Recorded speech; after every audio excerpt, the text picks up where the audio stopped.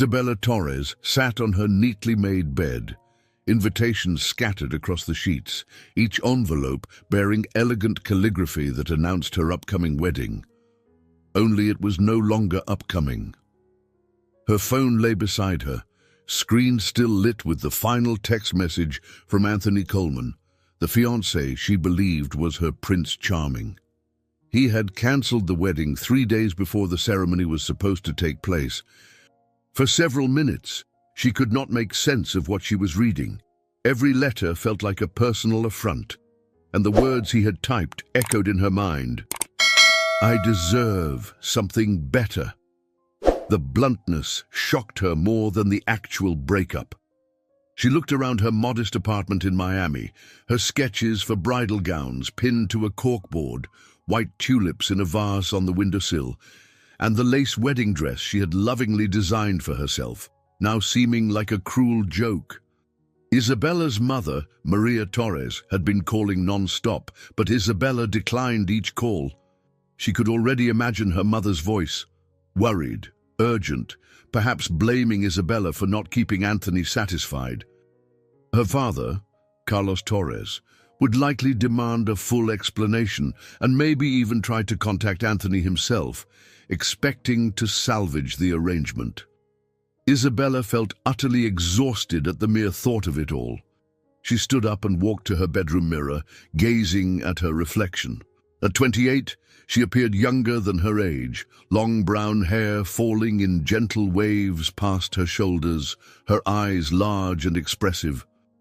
Those eyes, however, now brimmed with heartbreak.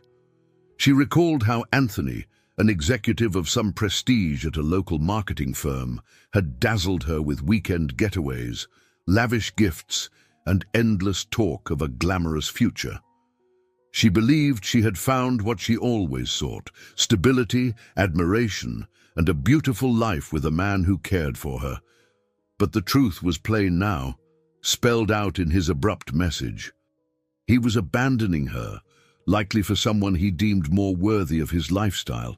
She sank onto the bed again, burying her face in her hands. Feelings of humiliation flooded in.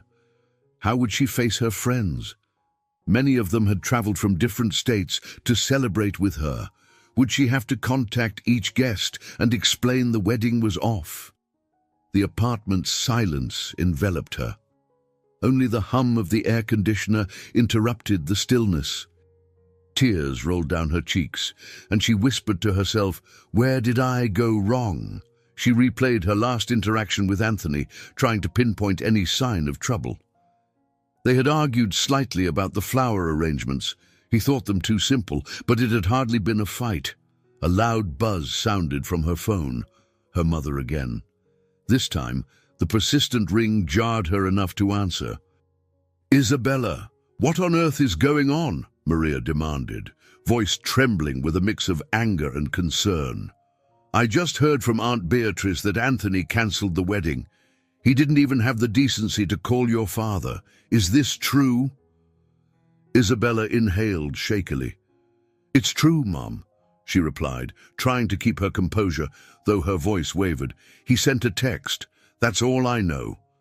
Maria's response was immediate. "A text? That's disgraceful. You need to find him, make him explain. Your father and I put a deposit down on the reception hall, and guests are already flying in." She bit her lip, tears returning. "Mom, I'm hurt. I can't chase him. If he doesn't want me, what can I do?" Maria sighed. "We'll talk soon. Let me speak to your father. Stay by the phone." She hung up abruptly, leaving Isabella feeling even more hollow. She gently stroked the lace of the wedding dress hanging by the closet. In the quiet of her thoughts, she recalled the day she began sewing it, how excited she felt imagining the moment she would walk down the aisle. Now, the sight of it was unbearable. She felt as though someone had pulled the rug out from under her entire future. Feeling the walls close in on her, Isabella picked up her purse and left the apartment. She needed air, a chance to think somewhere else. The late afternoon sun in Miami was still bright, casting a golden glow across the sidewalks. She walked aimlessly for several blocks until she reached the Moonlight Coffee, a small shop she often visited when working on design ideas. Inside, the familiar aroma of freshly ground beans gave her a fleeting sense of comfort. There were only a few customers scattered around cozy tables. She noticed a barista with dark hair and a warm, open smile behind the counter. His name tag read Liam. She had seen him before, but they had never spoken beyond a polite greeting. Isabella approached, trying to steady her voice enough to order her usual latte. Liam, noticing her red, puffy eyes, asked softly, "Long day, huh?"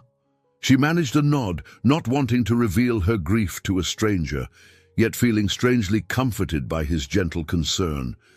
As she took the coffee in trembling hands, she glanced at him again. He didn't wear the polished arrogance of Anthony or the constant worry of her parents. He seemed genuine.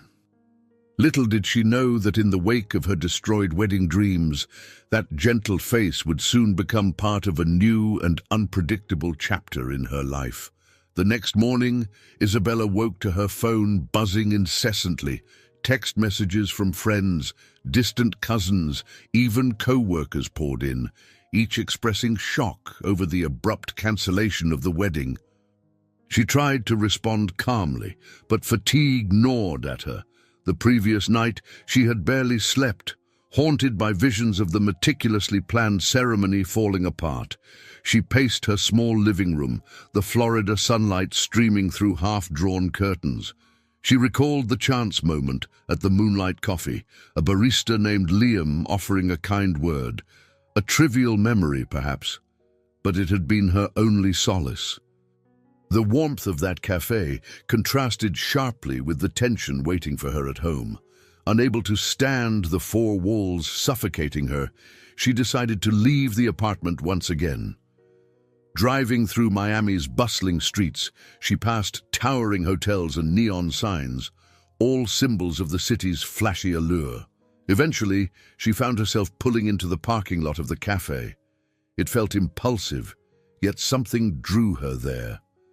Inside, she spotted Liam restocking pastries behind the glass display case.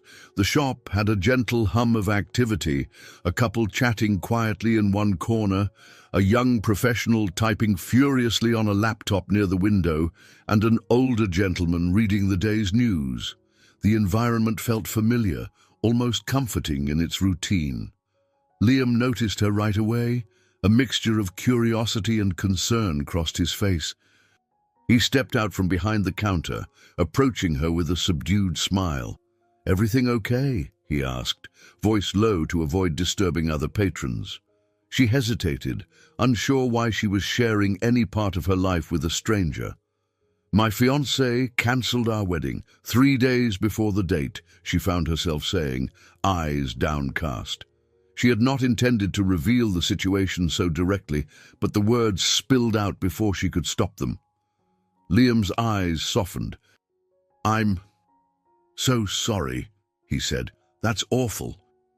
The sincerity in his voice chipped away at her defenses. She took a breath, suddenly aware of how she must look. Messy hair tied in a loose bun, tear-stained cheeks, and an uncertain gaze. "Thank you," she managed.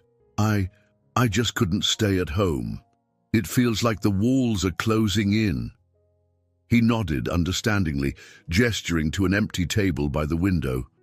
"Let me get you something. You don't have to talk about it if you don't want to." She appreciated the offer. Instead of bombarding her with questions or pity, he simply led her to a seat where golden sunlight illuminated the table's surface. The two sat down, and Liam briefly excused himself to grab coffee. When he returned, he set a latte in front of her and a plain black coffee for himself. Isabella curled her fingers around the warm cup.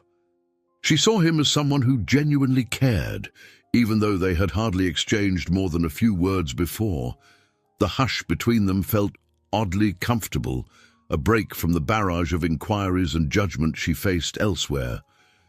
"Do you have a place to be, or somewhere else you need to go?" Liam asked gently, noticing the keys in her hand. Isabella glanced at the keys, then at him. Not really. My mom wants me to keep calling vendors, telling them the wedding is off. The heaviness of the statement made her exhale, as though saying the words took more air from her lungs than normal speech. I just can't face that right now. Liam was quiet a moment, looking as though he was weighing his next words. Sometimes, he said, it helps to talk about, well, anything else. Do you want to talk about your work, or maybe your hobbies? Something to remind you that you're still you, even if this happened. She blinked at him. I'm a fashion designer, well, a stylist, primarily. I've been helping a boutique in Coral Gables with evening gowns and wedding dresses. Her voice trembled slightly. I designed my own dress. I bet it's beautiful, Liam said, sincerity lacing his tone. You have an eye for design. I can tell. Isabella felt her cheeks warm. Anthony had complimented her talents before, but it never felt as genuine as hearing it from Liam, who had no reason to flatter her. She found herself opening up further, discussing how she'd dreamed of making a name for herself in the Miami fashion scene. He listened intently, occasionally nodding or asking a question. She felt the strangest sense of safety, as if she could momentarily place her heartbreak aside. In that brief half-hour, her phone lay silent on the table, demands from relatives and friends unanswered. For a sliver of time, she felt normal. Eventually, she rose to leave, feeling torn. Part of her wanted to linger, but she knew she couldn't escape reality for long. As Liam walked her to the door, he placed a comforting hand on her shoulder. Take care, he said gently. If you need a place to clear your head, we're always open. Isabella nodded, offering a tentative smile before heading out into the Miami sunshine. She could not have guessed it yet, but that simple act of kindness would soon reshape the course of her life. Back at her apartment, Isabella tossed her keys onto the kitchen counter and slumped into a chair. She stared at her phone, still lighting up with notifications. Taking a shaky breath, she finally resolved to sort through them. Voice messages from her father's side of the family, text after text from concerned friends. She gathered enough courage to listen to her mother's latest voicemail.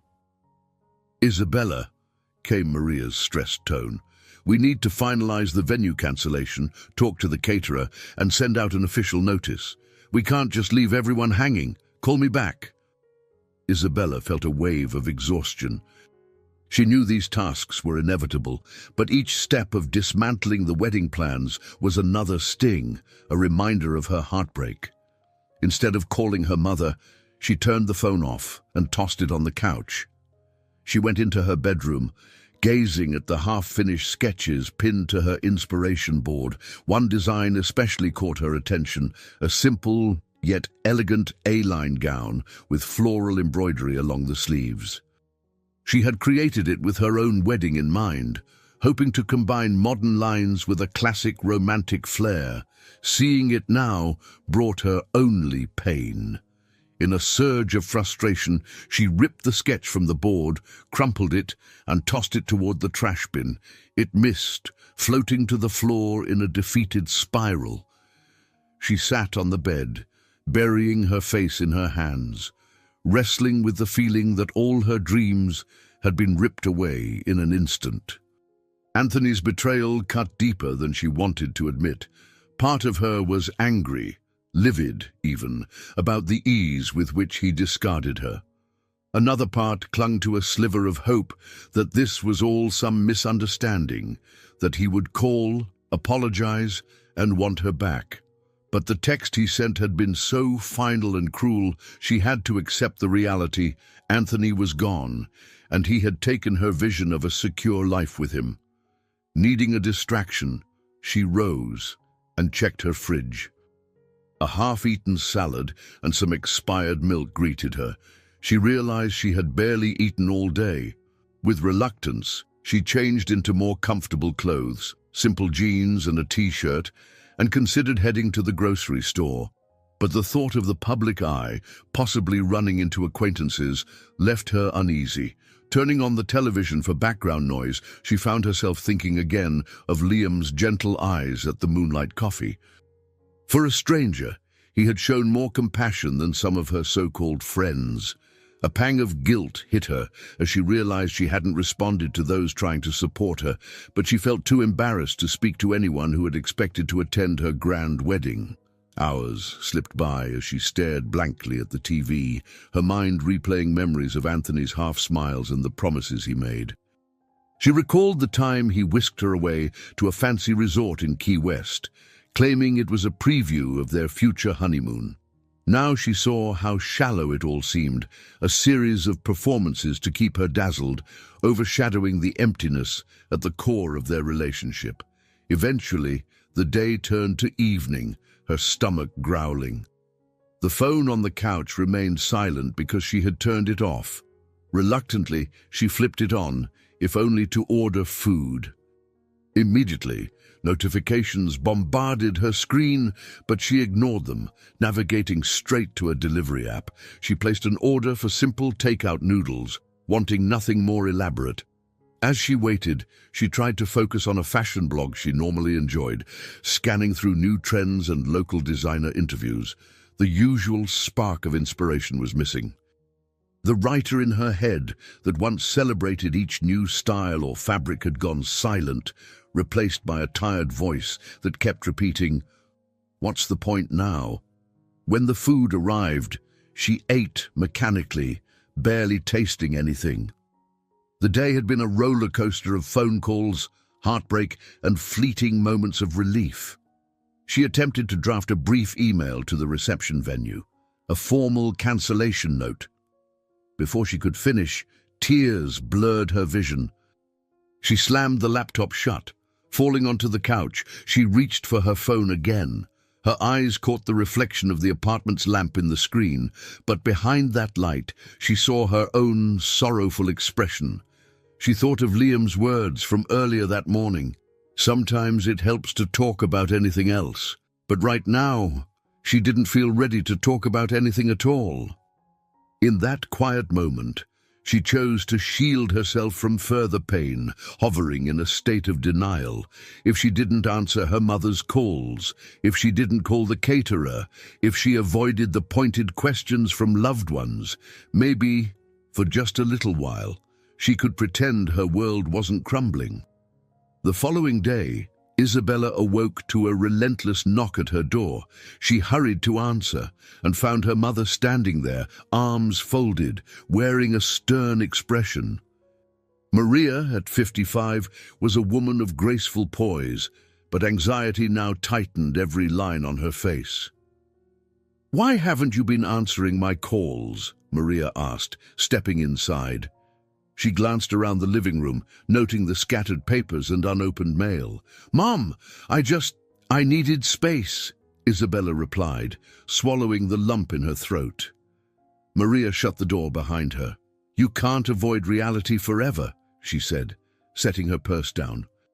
She looked her daughter up and down, noticing the undone hair and tired eyes. "You look exhausted, honey. Have you slept at all?" Isabella shrugged. "A bit," she lied. In truth, nightmares had plagued her all night. "I know I have to cancel things. I just didn't have the energy." Sighing, Maria touched Isabella's arm. "Your father was furious when he heard Anthony's message. We've been trying to reach him, but he's ignoring us too. We can't just let him humiliate you like this." The word humiliate stung. It perfectly captured how Isabella felt, exposed, embarrassed, left alone. She bit her lip. "He clearly doesn't care, Mom. I'm not chasing him." Maria studied her daughter's face, then spoke in a softer tone. "I'm sorry, dear. I know this is painful, but we have relatives who are already in town, not to mention the neighbors and friends who were expecting a wedding. You don't have to handle this alone. Let me help you call the venues and vendors, at least." Despite her frustration, Isabella felt a trickle of relief. "Okay," she said, sinking onto the couch. "Thank you." They spent the next 2 hours making painful calls, first to the reception venue, where the manager offered polite condolences but mentioned the deposit was non-refundable. Maria sighed and accepted the financial loss. Next, they contacted the caterer, the florist, and the small string quartet that had been hired. Each conversation reopened the wound, yet it also forced Isabella to confront the finality of what had happened. After a while, Maria's phone rang. Checking the screen, she murmured, "It's your father." She stepped away to answer. Isabella could hear her parents conversing in hushed tones. Every now and then, Maria's voice grew sharper, as if defending her daughter from some criticism. When Maria returned, she mustered a tight smile. "Your father thinks we should seek legal advice, maybe force Anthony to reimburse some of the expenses." Isabella shook her head, a fresh wave of exhaustion sweeping over her. "I'm not sure I want to make this uglier than it already is," she replied. "He'll never give us money willingly, and I don't want that fight." Maria sighed but nodded. "All right, darling, whatever you decide. Your father and I will support you." In that moment, Isabella felt a flicker of gratitude. Despite her mother's firm demeanor, Maria was trying to protect her in her own way. Before she could speak, though, Maria added, "Let's hope Anthony comes to his senses and apologizes. There might still be a chance to salvage things." Isabella bristled, tension rising again. "I don't want him back," she said, voice trembling with equal parts anger and heartbreak. "He left me in the cruelest way possible. I'm done with him." Her mother's eyes widened. "You're certain, more certain than I've ever been," Isabella answered, surprising even herself with the conviction in her tone. Maria studied her daughter's face for a long moment, then nodded slowly. "If that's how you feel, I'll respect it." She reached over and pulled Isabella into a brief hug. "I only want you to be happy."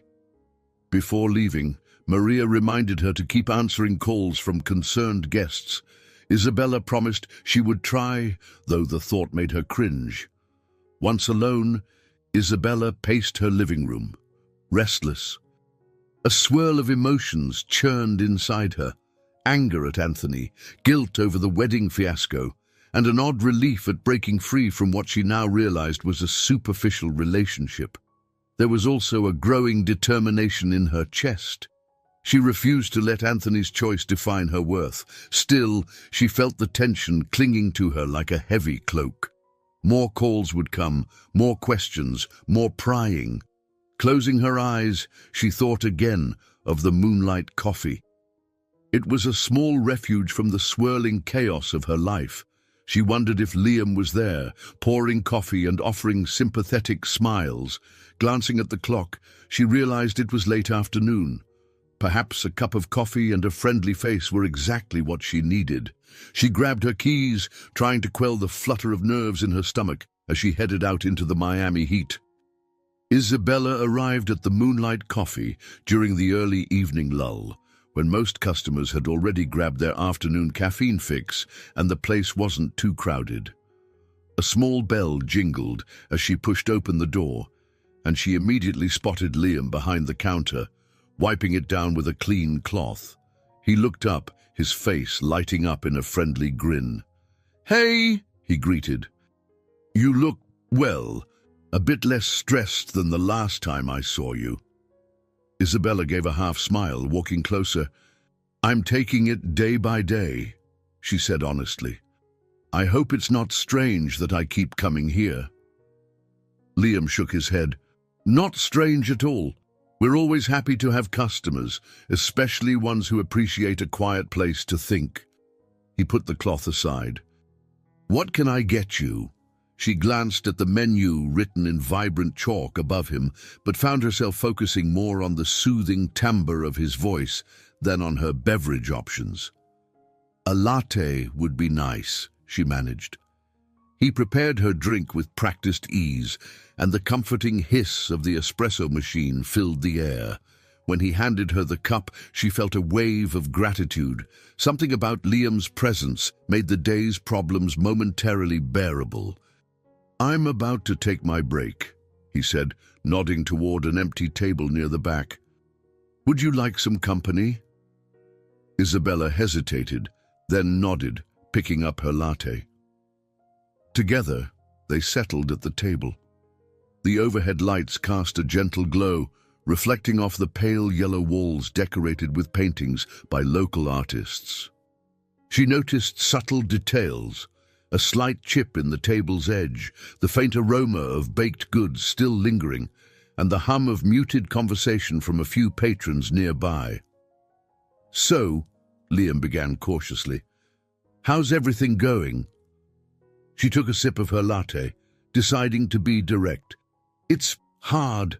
I'm officially cancelling all the wedding arrangements. My parents are supportive, but they had invested a lot of money. I feel guilty but also oddly free." He tilted his head, genuinely listening. "Free can be good." She set her cup down, staring at the foam swirl. "Yeah, it can, but it's also terrifying. I'd built my whole life around the idea of marrying Anthony. Now, I have no idea where to go from here." Liam offered a soft smile. "That's normal after a huge change. Maybe it's a chance to focus on yourself and what you truly want, rather than what you thought was expected." His words resonated.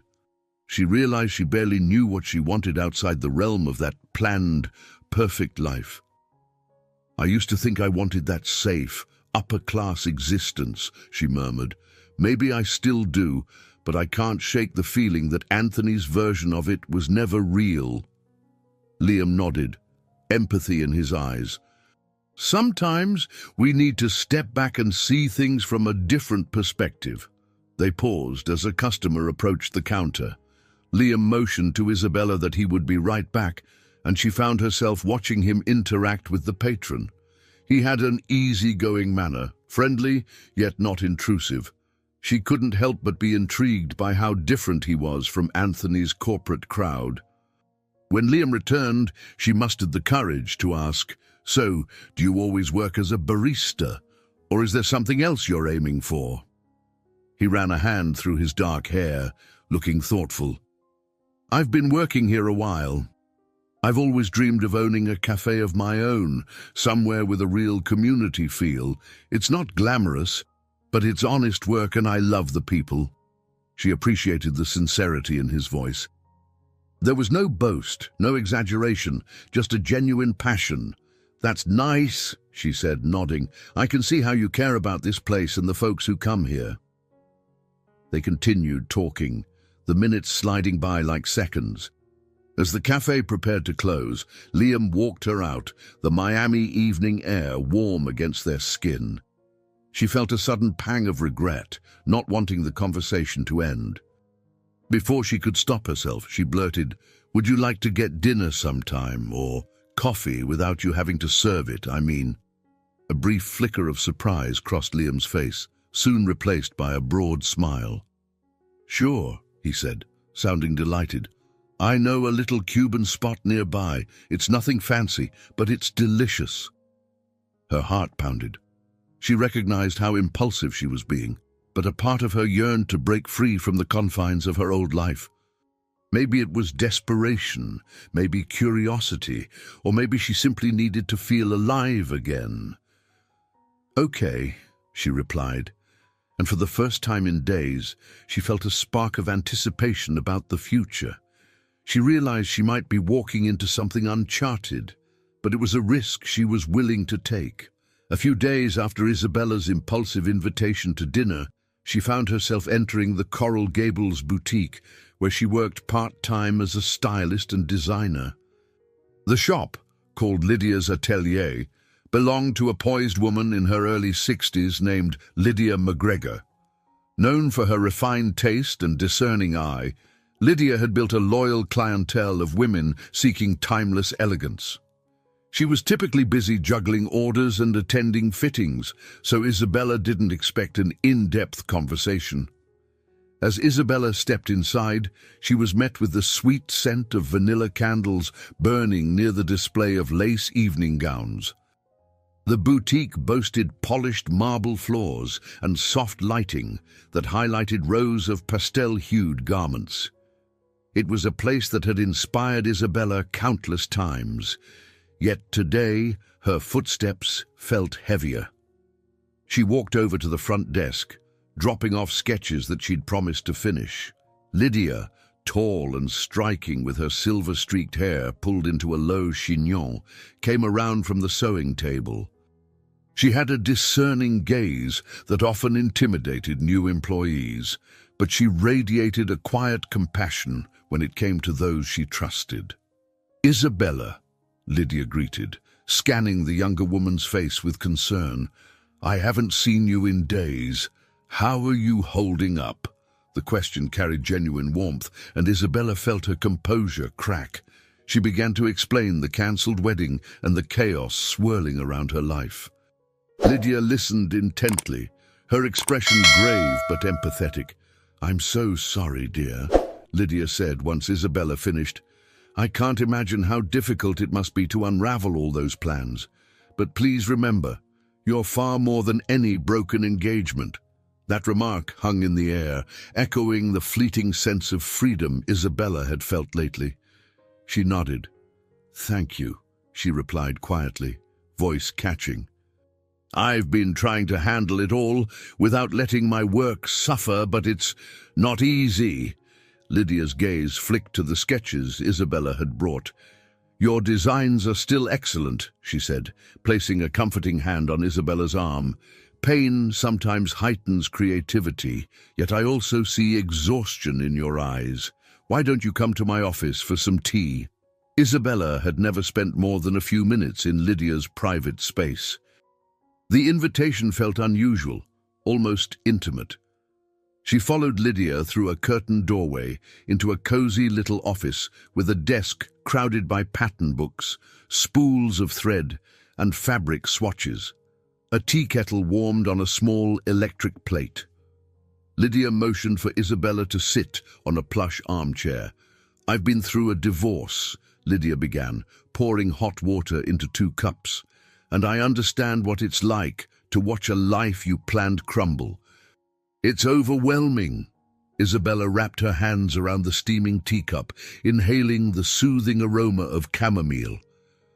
"I keep thinking, was I blind to who Anthony really was?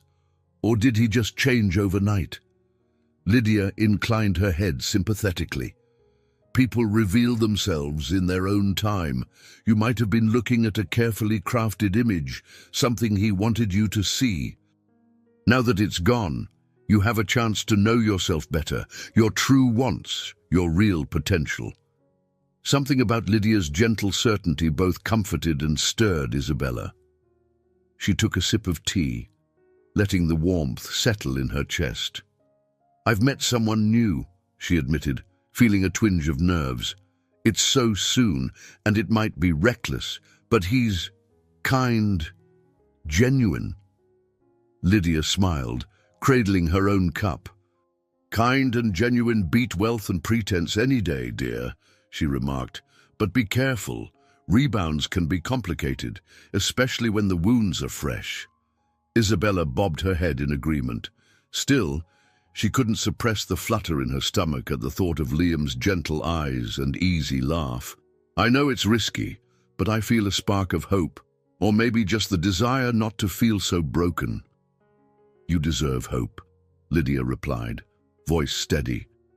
"It's brave to open your heart again, but I want you to focus on yourself too. You have a rare talent, Isabella. Don't let heartbreak overshadow it."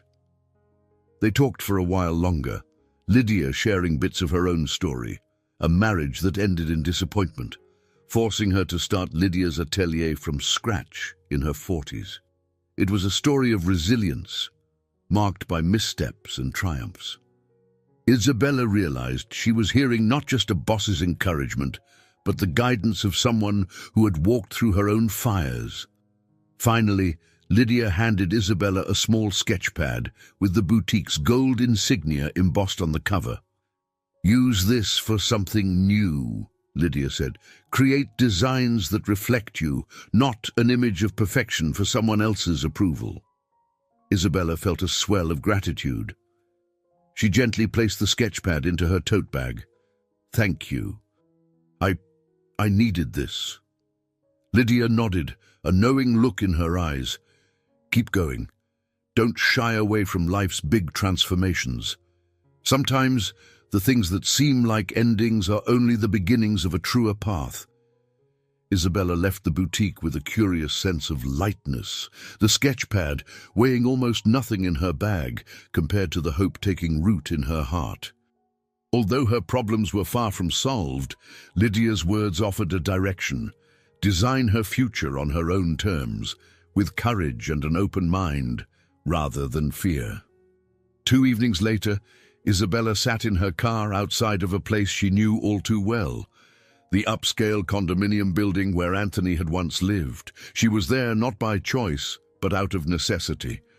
Her mother had arranged for them to gather any items Isabella had left at Anthony's place. He had grudgingly agreed to let her pick them up so he could, in his words, move on unencumbered. She stared at the gleaming lobby through the windshield. In another life, she had walked confidently through those doors, hand in hand with Anthony, imagining a prosperous future. Now her stomach churned with trepidation. She did not want to face him, but part of her wanted the closure. Inside, the concierge recognized her from previous visits. He offered a sympathetic nod but said nothing. She took the elevator to the 12th floor, fists clenched at her sides, bracing herself for the confrontation. When the elevator dinged open, Anthony was already standing in the hallway, arms folded. He wore a crisp button-down shirt, no tie, and an air of practiced indifference. "Hello, Isabella," he greeted stiffly, stepping aside so she could enter the apartment. "All your things are packed." She walked in, noting the coldness in his voice. The once cozy space she had helped decorate felt sterile. 2 cardboard boxes sat near the living room couch. Another smaller box rested by the door, presumably for fragile items. She swallowed hard, scanning the walls where her photographs used to hang. They were all gone. "Thanks," she muttered, heading to the boxes. She tried to keep her composure, but her heart hammered in her chest. Anthony cleared his throat, watching her from a slight distance. "I didn't expect you to come alone. I thought your mother would be with you." Isabella bent down, opening one of the boxes. She found a few decorative pillows, some art supplies, and a pair of her shoes. "I can handle this on my own." He gave a curt nod, then leaned casually against the dining table. "Look, this might not matter to you anymore, but I'm sorry things ended so abruptly." She froze for a moment, anger flaring. "You ended them with a text message, Anthony. That's not abrupt, it's heartless." He lifted his hands in a half shrug, as though the situation was out of his control. "I just realized we weren't aligned, that's all. I want a partner who complements my career, someone who won't be stuck in some niche fashion gig when I'm ready for a more ambitious lifestyle." The insult stung. Isabella glared at him. "Right, because being a stylist is worthless. Thanks for the reminder." She wrestled the lid back onto the box, trying to contain her frustration. "Could you at least help me carry these downstairs?" Anthony exhaled dramatically, but moved to pick up one box. Leaving the smaller ones for her, they rode the elevator in tense silence. When they reached the lobby, he placed her things on a nearby bench, then turned to her. "I'm sure you'll do fine," he said with a hint of condescension, "but a little advice: aim higher. Don't let your talent go to waste on small dreams." Isabella gritted her teeth, forcing herself not to lash out. With everything in her hands, she nodded politely and walked out the doors. She felt his gaze burning into her back, but she refused to look over her shoulder. The weight of the boxes felt enormous, more than mere possessions. Each one symbolized the remnants of a life she had almost committed to. Yet as she placed them in the trunk of her car, she felt an unexpected sense of relief. She shut the trunk, shutting a door on that chapter of her life. That night, at her apartment, she went through the boxes, discarding items that no longer mattered.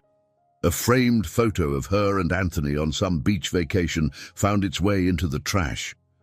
A few tears escaped her as she tossed it, but each tear came with the conviction that she was ready to move forward without him. Her phone buzzed with a text from Liam, asking if she wanted to join him at a neighborhood food truck fair. She stared at the message, remembering Lydia's advice: don't shy away from life's big transformations. Taking a slow breath, Isabella typed back a simple reply. Yes, as she hit send, a swirl of apprehension and excitement filled her.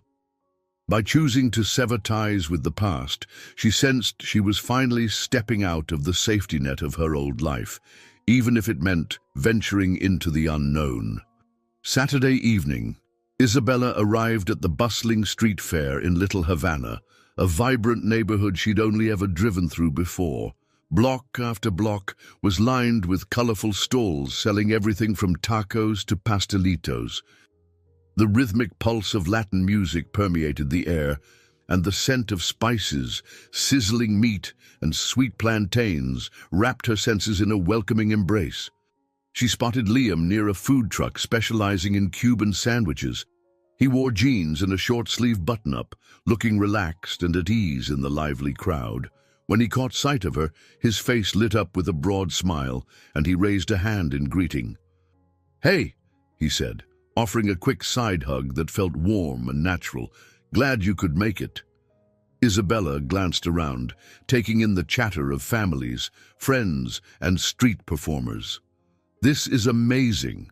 I've never seen such a mix of people enjoying themselves like this." Liam handed her a paper cup of freshly pressed sugarcane juice. "You're stepping into my world now," he joked, motioning at the throngs of locals. "But be warned, it can get crowded." She sipped the juice, marveling at its sweetness. "It's delicious," she murmured, scanning the variety of food stands. "So, what's the best thing to eat here?" He grinned. "The empanadas over there are life-changing." He pointed to a stall where a family was busy rolling dough and filling pastries with seasoned meat. "But everything is worth trying at least once." They meandered from one stall to the next, chatting about random things, a local band playing salsa music at the corner, the best dessert stand, and how the neighborhood had grown over the years. Isabella felt an unusual thrill. She was far from the glossy, upscale scene she once embraced, but here she sensed an authenticity she'd been missing. At one point, a small group of college students approached Liam, greeting him by name. She learned they were regulars at the Moonlight Coffee, praising him for being the friendliest barista in town. He introduced Isabella, and they welcomed her warmly. "Everyone here seems to know you," she teased once the group had moved on. Liam chuckled. "I've worked at the coffee shop for a while now. I love the local vibe. People actually talk to each other, share stories.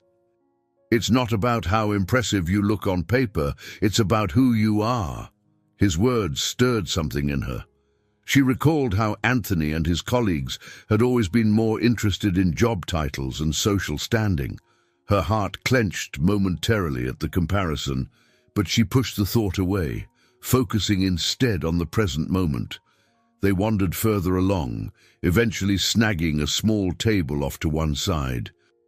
The music was louder here, a live band playing a spirited mambo tune that had children dancing on the sidewalk. Isabella tapped her foot to the beat, a playful smile forming. "Care to dance?" Liam asked, extending his hand in a half-joking manner. She looked at him with an amused spark.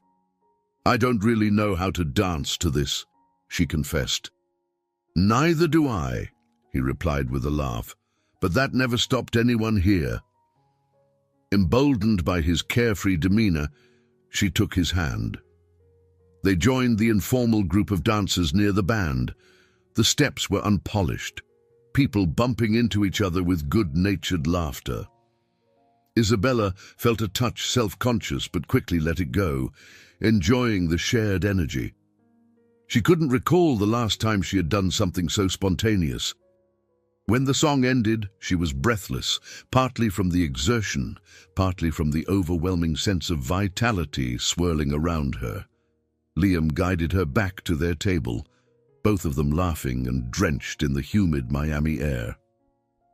"You know," she said between breaths, "this is the most fun I've had I can't remember how long." He offered her a napkin to dab the sweat on her forehead. "I'm glad," he said quietly, a tender note in his voice. "Sometimes, it's the simplest things that make you feel most alive." She smiled, nodding in agreement. Looking around at the families and couples, she noticed how everyone seemed bound by a shared joy in life's basics: good food, music, laughter. For the first time in a long while, she felt comfortable in her own skin, despite the heartbreak still lurking in the corners of her mind. The night wore on, and eventually they found themselves strolling back to her car, the distant notes of music following them like an echo of the evening's warmth. Isabella realized she was stepping into an entirely different world, Liam's world, where status and appearances didn't define one's worth. Her heart thrummed with both excitement and a quiet fear of the unknown, yet she found herself wanting to see more of it, to discover what else lay beneath the glittering facade she once held so dear. The Sunday sun rose over Miami, casting rays through the blinds of Isabella's bedroom. She woke feeling surprisingly refreshed, a stark contrast to the drained mornings she'd endured lately. Memories of the street fair danced in her mind: Liam's laughter, the spicy aroma of Latin food, the cheerful chaos of the neighborhood. It seemed a dreamlike contrast to the polished, unremarkable outings she once had with Anthony. She spent the morning sketching, intent on following Lydia's advice. Instead of wedding gowns or formal dresses, she started drawing casual wear, loose, flowy fabrics that reflected the joy and vibrancy she'd felt the previous night. The lines were bolder and more organic, an outward sign of the inner shift she was experiencing. Around noon, she headed to the Moonlight Coffee with her notepad, planning to work on more designs in a lively setting. The cafe was busy, patrons chatting and enjoying fresh brews. Liam was behind the counter, flashing her a quick smile when she walked in. Despite the bustle, he managed to slip away for a moment to say hello. "Back so soon?" he teased, eyes bright. "You must really love our coffee," she smirked. "It's not bad, and I won't deny the company helps." He chuckled, quickly taking an order from another customer before returning to her. "Make yourself comfortable," he said. "I'll bring a latte over when I can." Settling into a table near the window, Isabella opened her sketchbook, letting the cafe's atmosphere wash over her. The whir of the espresso machine, the low murmur of conversations, and the soft background music all formed a comforting soundscape. She noticed people of all ages, college students tapping away on laptops, older couples reading newspapers, parents chatting while their children munched on pastries. Her phone buzzed with a text from her mother, asking about a family lunch next weekend. She responded politely, still aware of lingering tension from her refusal to chase Anthony. The memory of his disdainful words about her career nagged at her, but she shook it off, focusing on the positivity she felt here. When Liam finally had a moment, he brought over her latte, foam art shaped like a leaf swirling on top. "Need a refill on inspiration?" he asked, tapping the edge of her sketchbook. She grinned. "Possibly. I'm exploring some more relaxed designs, pieces people could wear in a place like Little Havana." "Flowy, comfortable, with a hint of artistic flair." He looked genuinely intrigued. "I'd wear something like that if you ever expand to men's." She laughed. "You might be my first model then." They bantered a bit, but soon he had to return to the line of customers forming. Isabella continued to sketch, drawing from memory the lively patterns and bold colors she'd seen the night before. A swirl of excitement bubbled within her. This was a side of Miami she'd never embraced, and she found it creatively stimulating. Over the next hour, she became so engrossed in her work that she hardly noticed the cafe's hustle. Only when her stomach growled did she glance at the time, realizing she'd missed breakfast. She stood to order a pastry, but Liam stopped her with a playful wave. "I have a break in 5 minutes," he said. "Sit tight and I'll fix you something better than a stale muffin." True to his word, a short while later, he emerged from behind the counter and joined her at the table with 2 warm croissants and a small dish of guava jam. They chatted about simple things, favorite dishes, childhood memories, places they wanted to visit someday. Liam mentioned he had always dreamed of traveling to Europe to learn about different coffee cultures, while Isabella shared how she'd once wanted to study design in Paris, but never took the leap. As they spoke, Isabella found herself reflecting on how natural this felt. With Anthony, conversations often revolved around corporate events, upcoming promotions, or fancy restaurants he wanted to try. There was always a layer of pretense she had overlooked. Here, with Liam, everything felt unvarnished. Eventually, his break ended, and he returned to work. Isabella packed up her sketches, feeling a surge of motivation. She left the cafe with a quiet satisfaction, acknowledging she was growing more comfortable in this world, a world marked by sincerity rather than superficial glamour. Though her scars hadn't disappeared, she sensed a growing resilience. She was adapting bit by bit, finding new routines and perspectives that enriched her life. It was as if she were discovering a hidden part of Miami, one that resonated with the person she was becoming. And through it all, Liam's presence remained a steady anchor. A couple of weeks slipped by in a blur of sketches, coffee breaks, and increasingly frequent dinners with Liam. In that time, Isabella came to know more of the people around him. She realized they formed a tight-knit community, each with unique stories and struggles. It was a sense of belonging she hadn't felt before. Even her college friends were scattered and career-focused, making their connections feel more transactional than personal. One Friday night, Liam invited her to a small get-together at Noah Parker's garage. Noah, 35, owned a modest auto repair shop in the same neighborhood. According to Liam, he was not only a skilled mechanic, but also a talented amateur guitarist who hosted casual jam sessions on weekends.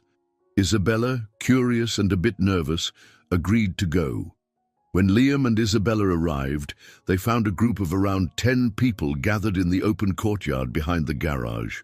Strings of bulb lights were strung overhead, casting a warm glow.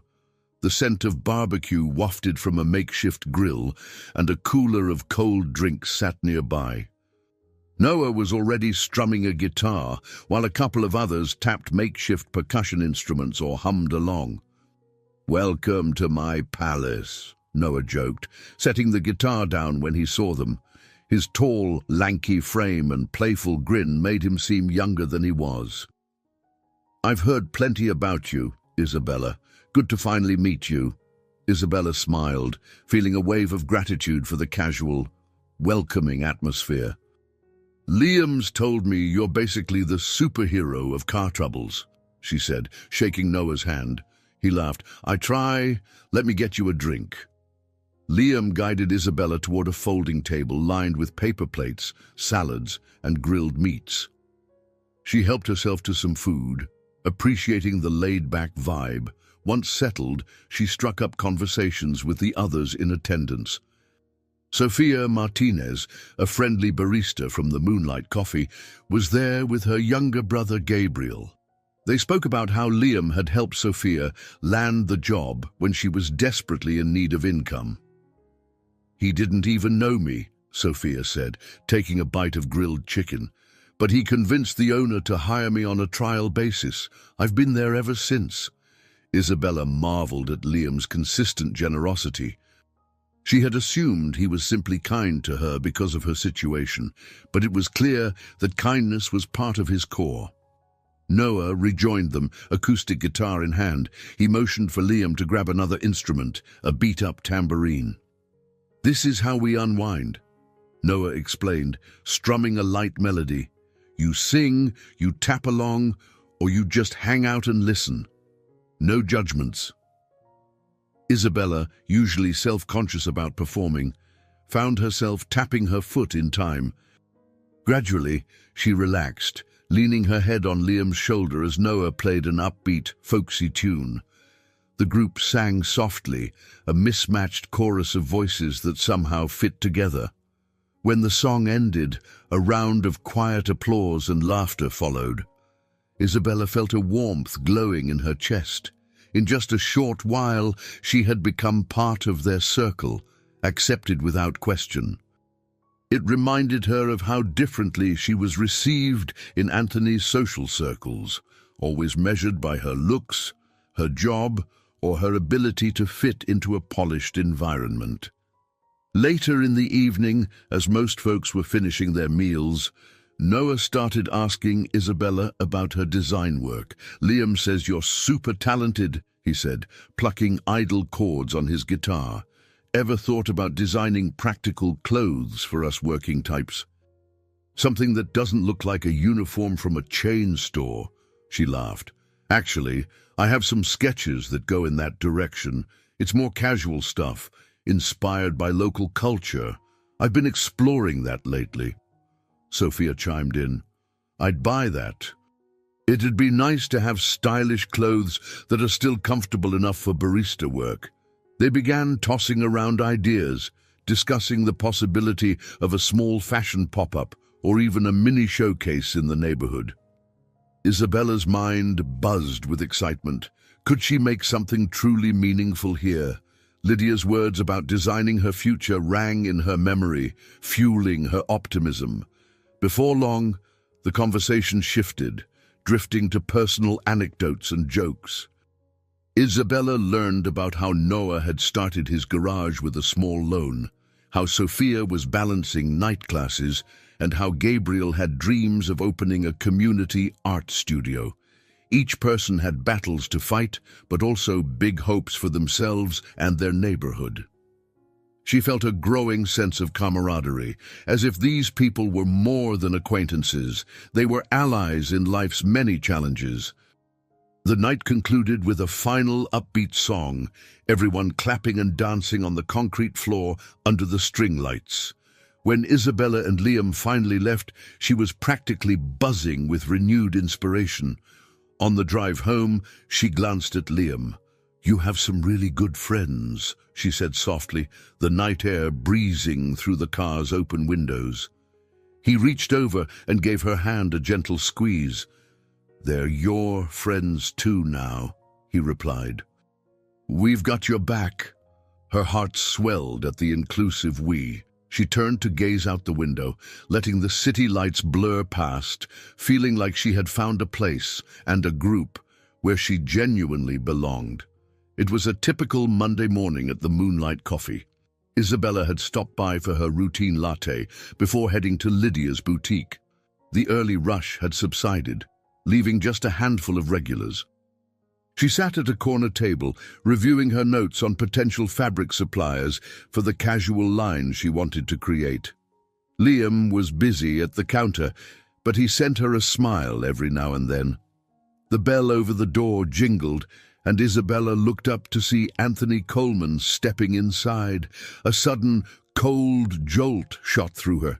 She had not expected to see him here, of all places. His pressed suit and confident stride clashed with the cozy simplicity of the cafe. Anthony's gaze swept the room and settled on Isabella. Instead of ignoring her, he walked over, arms folded. "I see you've settled into your new life," he said, his tone carrying a faint sneer. She swallowed hard, her heart pounding. "What are you doing here?" He shrugged. "I needed a coffee. Didn't realize this was your hangout spot." He scanned the decor, the chalkboard menu, and the display of pastries. Then his eyes flicked to Liam, who was watching from behind the espresso machine with a wary expression. Isabella felt anger stirring within her. She wanted to stand up and walk out, but something in Anthony's stance told her he had more to say, and it wouldn't be pleasant. With a forced casualness, Anthony moved closer to her table. "So you're spending your days in some hole-in-the-wall coffee shop?" Seems like a downgrade from the life we had planned. She tried to steady her voice. It's not a downgrade. It's just different. Now, if you'll excuse me. He placed a hand on the back of the empty chair, preventing her from rising. Lowering his voice, he said, "You think this barista can give you what I couldn't?" The remark struck her like a slap. She glanced over to see Liam was stepping forward. In a moment, he was at their side, tension clear in his posture. "Is there a problem here?" Liam asked, meeting Anthony's gaze with firm politeness. Anthony's lip curled. "So you're the reason she's been ignoring all her family's wishes and responsibilities. She traded a stable future for... what exactly?" Liam exhaled slowly, keeping his composure. "She hasn't ignored anyone. She made her own decisions." A spiteful gleam entered Anthony's eyes. "Let me guess. You think you can build a grand future with a few bags of coffee beans and a smile? Good luck with that." Isabella felt her cheeks burn. She stood up, stepping between them, trying to keep her voice steady. "You have no right to come here and insult him. Or me. We're done, Anthony." He raised his eyebrows in mock surprise. "Oh, I'm well aware we're done. I just came to see it with my own eyes, how quickly you moved on. But believe me, Isabella, I'll be moving up in the world while you're stuck here." The cruelty in his tone sent a tremor through her. She wanted to retort, but before she could speak, Liam intervened. "That's enough," he said quietly, though there was an undercurrent of anger in his voice. "You can either order a coffee or leave." Anthony glanced at the menu with exaggerated disinterest. "I think I'll pass. I prefer real cafes downtown." With that, he gave Isabella a last scornful look. "Enjoy your new life. I'm sure this place suits you." He turned on his heel and strode out, letting the door slam behind him. For a moment, everything stood still. Isabella's heart thumped in her chest, adrenaline coursing through her veins. She noticed a few patrons staring, uncertain of what had just unfolded. Liam gently touched her shoulder. "Hey," he murmured. "You all right?" She realized her hands were trembling. Taking a deep breath, she nodded. "I'm okay," she said, though tears pricked at her eyes. "He just knows exactly how to be hurtful." One of the regulars, a soft-spoken woman named Linda, approached with concern. "Is everything okay, sweetie?" Isabella mustered a small smile, grateful for the empathy. "Yes, thank you." "I'm fine." Liam guided her away from the center of the room, pouring her a glass of water. She sipped it, trying to regain her equilibrium. "I'm so sorry," he said softly. "That was uncalled for." She gave a shaky nod, still reeling from Anthony's harsh words. "You have nothing to apologize for," she managed. "It's Anthony. He's always been arrogant, but I never realized just how much until now." Liam's face was clouded with anger and concern. "He won't come back here again," he said resolutely. "If he does, I'll handle it." Though she appreciated Liam's protectiveness, Isabella felt a weight settle in her chest. Anthony's disparaging comments reignited old insecurities about finances, status, and her worth. Yet at the same time, she recognized a growing determination not to let him dictate her self-esteem anymore. As she sat back down, her mind whirled with conflicting emotions. She was frightened by the confrontation, hurt by Anthony's words, but also strangely fortified by Liam's presence and the support of those around her. Though it was only a brief altercation, it felt like a test, an initial clash between her old life and the new one she was trying to build. And in that moment, she silently vowed not to back down. Monday morning dawned gray and drizzly, an unusual turn for Miami's typically sunny climate. Isabella zipped her lightweight jacket as she walked toward the moonlight coffee, determined to start the new week with purpose. She had spent the entire weekend working on design sketches, fueled by the community's encouragement and Lydia's advice to forge a new path forward. Inside the cafe, the mood felt tense despite the comforting aroma of espresso. Sophia was at the register, her usual cheerful smile replaced with a pinched look of concern. Liam stood by the pastry case, flipping through a clipboard with furrowed brows. Isabella approached slowly, sensing a heavier atmosphere than normal. "Morning," she offered quietly. Liam glanced up, exhaling. "Hey, rough day already?" He tapped the clipboard. "We've been getting more customers, which is great, but we're running out of supplies faster. Our budget's tight." Sophia nodded, handing a patron some change. "We're low on everything, beans, syrups, even napkins. We didn't expect such a jump in business this soon." Isabella set her purse on a nearby table. "Isn't that a good problem, though? More customers should mean more revenue." Liam ran a hand through his hair. "Yeah, in theory, but until we get through another billing cycle, we don't have the funds to restock properly. We rely on a small line of credit, and it's already near its limit." Remembering how she'd recently begun helping with the cafe's marketing, Isabella felt a pang of responsibility. "I suggested the new decor and promotions on social media," she admitted. "I wanted more people to come in, but I didn't think about how fast the costs would add up." Liam shook his head firmly. "Don't blame yourself. The increased customer flow is actually fantastic. We just need a bridge to handle the short-term costs." Isabella offered a grim smile. It was one thing to fantasize about building a warm, thriving business. It was another to juggle the real-life numbers. She resolved to help in whatever way she could. By mid-afternoon, the rain had turned into a soft drizzle, and the cafe grew quiet. Liam called Noah to ask about short-term loans or ways to cut costs. Sophia busied herself with reorganizing stock, trying to eke out any leftover supplies. Isabella grabbed a seat at a corner table and began scribbling potential strategies, perhaps a small crowdfunding campaign or an event to boost immediate sales, or even contacting Lydia for a business referral. Just as she was about to share her ideas, her phone buzzed. It was Lydia herself, calling from the boutique. "I need you here," Lydia's voice crackled through. "We have a client emergency, a rush order for a special gala dress, and the seamstress is out sick." Isabella glanced at Liam apologetically.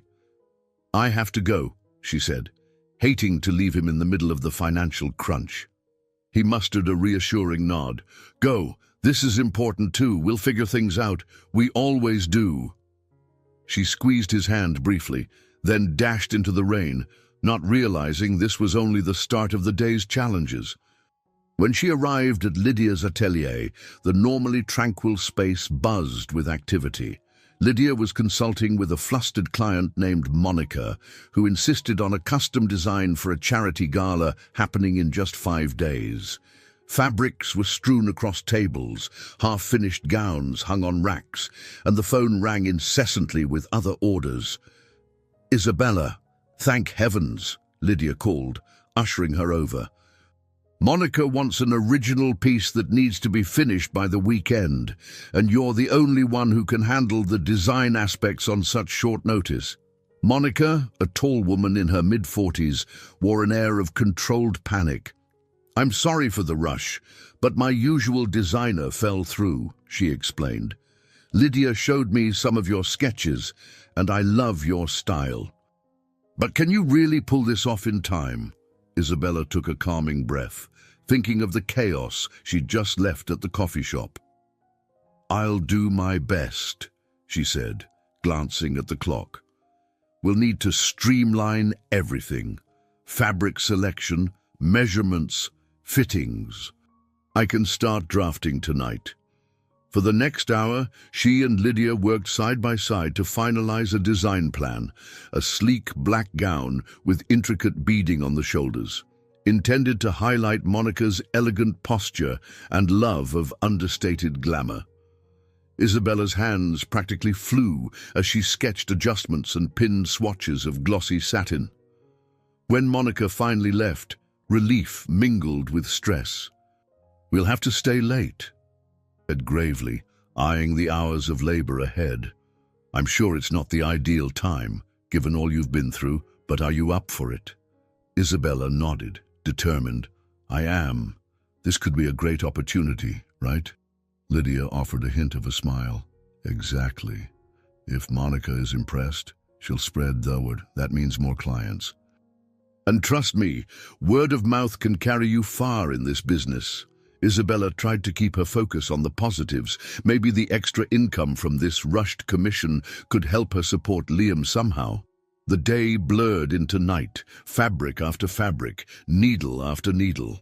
By the time she left the boutique, the rain had finally stopped, but exhaustion weighed on her bones.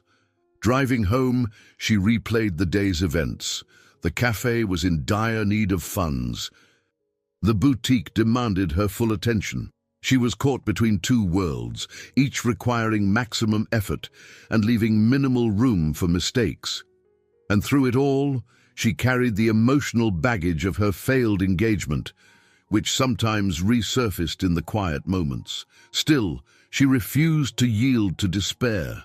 She felt the stirring of a deeper resolve, a willingness to face these tests, one by one, even if it meant sacrificing sleep and comfort.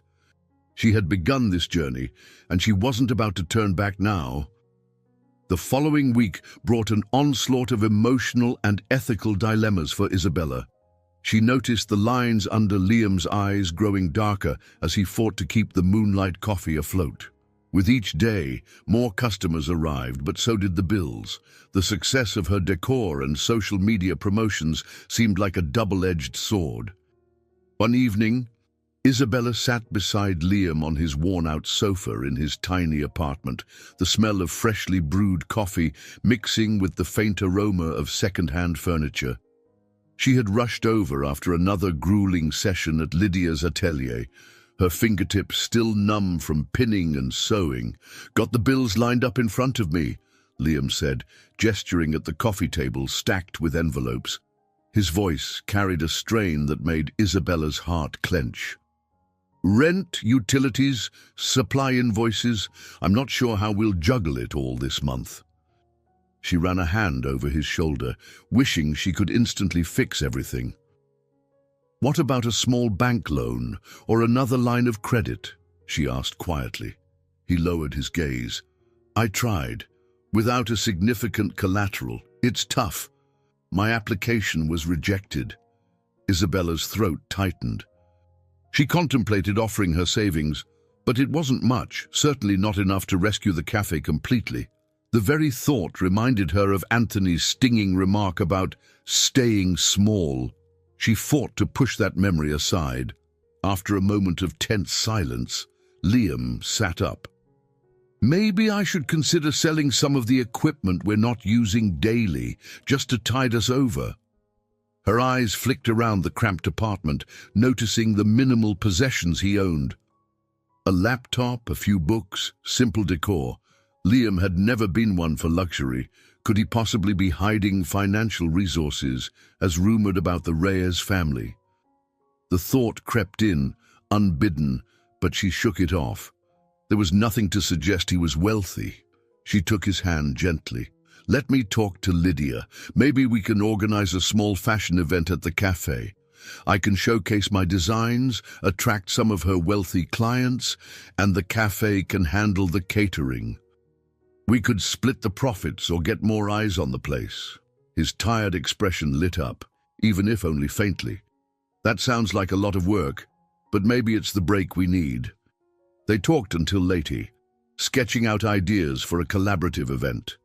They would transform the cafe into a mini runway and invite influential people from Lydia's network. Isabella's mind bristled with excitement, part fashion show, part coffee tasting. It would require money up front for decorations, model fees if any, and marketing, but if it succeeded, it might generate enough revenue to cover the cafe's immediate costs. Yet, under her enthusiasm lurked a deep-seated worry. What if it flopped? What if nobody showed up or the cost of hosting outweighed the profits? She tried to quell those doubts, reminding herself that big dreams always carried risk. As the hour grew late, she and Liam finally agreed to sleep on it and discuss it again in the morning. Isabella drove home through quiet streets. Stopping at a red light, she caught sight of a billboard advertising luxury condos developed by Reyes Enterprises. She remembered hearing that name from random conversations around town, but it never fully registered. She wondered idly if the Reyes family was as wealthy as rumors suggested, and what it would be like to have such a safety net. She sighed, returning her focus to her own reality. She had a final fitting for Monica's dress in the morning, then a shift at the cafe, and then the planning for this potential fashion event. Her life was a juggling act, each responsibility threatening to topple the others. The next day, Monica arrived at Lydia's atelier, and Isabella guided her into a private fitting room. The gown was nearly complete, sleek lines of black satin with delicately beaded shoulders. Monica slipped into it, examining herself in the mirror. She smiled, clearly pleased. "This is beautiful," Monica said softly, running her hand along the beading. "You have real talent, Isabella." Warmth spread through Isabella's chest. "Thank you," she murmured. "I poured my heart into it." Moments later, Monica glanced at her watch. "I have a busy schedule this weekend, but I'd love to find time to talk more about your custom designs. Maybe you could design something for my daughter's prom next year." Isabella's pulse quickened. More work meant more income, which could help with the cafe if she was careful about her earnings. "I'd love that," she said, handing Monica a business card. "We can discuss details whenever you're ready." After Monica left, Lydia approached, eyebrows raised in approval. "You've made quite an impression, my dear. Just don't overwork yourself." Isabella forced a laugh. "I'll do my best to balance everything." That evening, as she returned to the moonlight coffee, she found Liam in deep conversation with Noah at a corner table, both looking serious. She sat down, bracing for the next piece of daunting news. Noah had an expression of concern, but also a glimmer of determination. "We might have a lead," Noah said, tapping a notebook. "A friend of mine knows some local sponsors who might help with your event. They're always looking for new talent, especially if you can promise exposure to fresh clientele." Isabella felt her spirit lift, but in the back of her mind, the question remained, how many sacrifices and leaps of faith would it take to keep this dream going? Part of her was ready to do whatever it took. Another part was afraid she might be setting herself up for heartbreak all over again. 2 days later, the weather was brilliant, blue skies and a bright sun overhead. Yet Isabella's heart was heavy when Liam called her early in the morning with alarming news.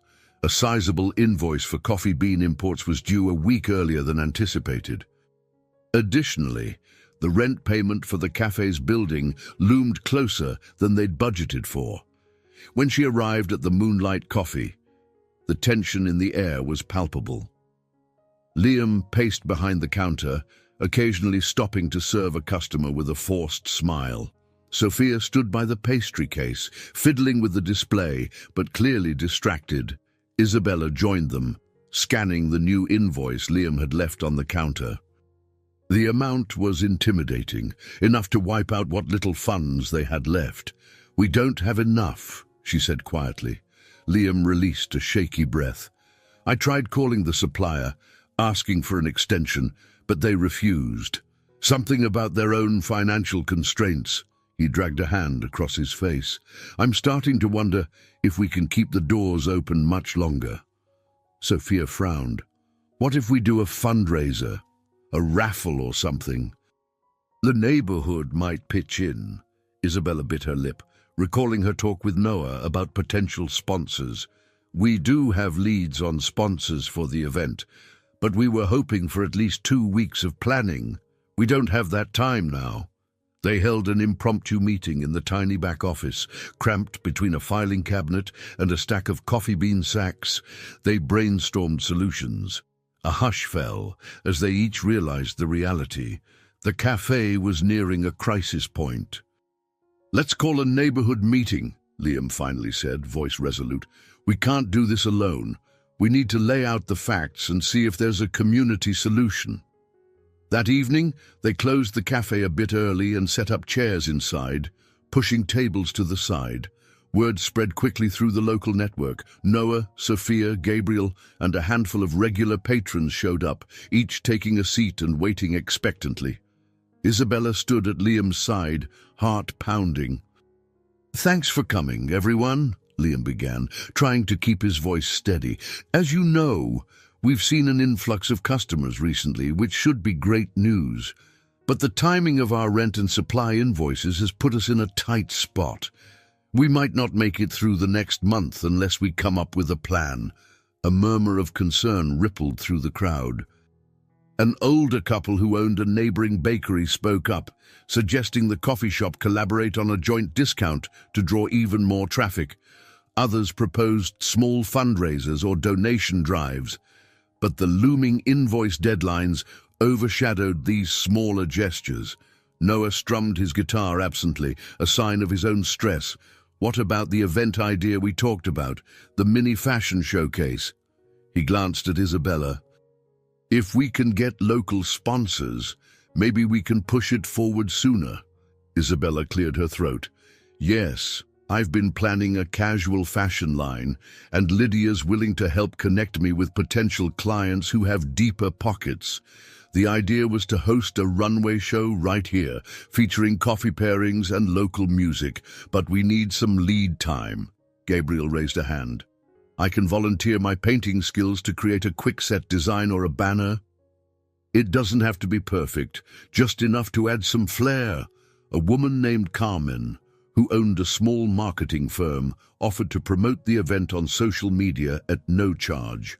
"I can try to get you trending locally," she said, scribbling notes on her phone. The sense of communal support was heartening, but Isabella noticed Liam's tight posture. He shuffled through a stack of papers, then faced the group. "Everyone's generosity is incredible," he said softly. "But the big question is whether we can pull this off in time to pay our bills. The supplier's invoice is due in a matter of days, and the rent is right behind it." A tense silence followed.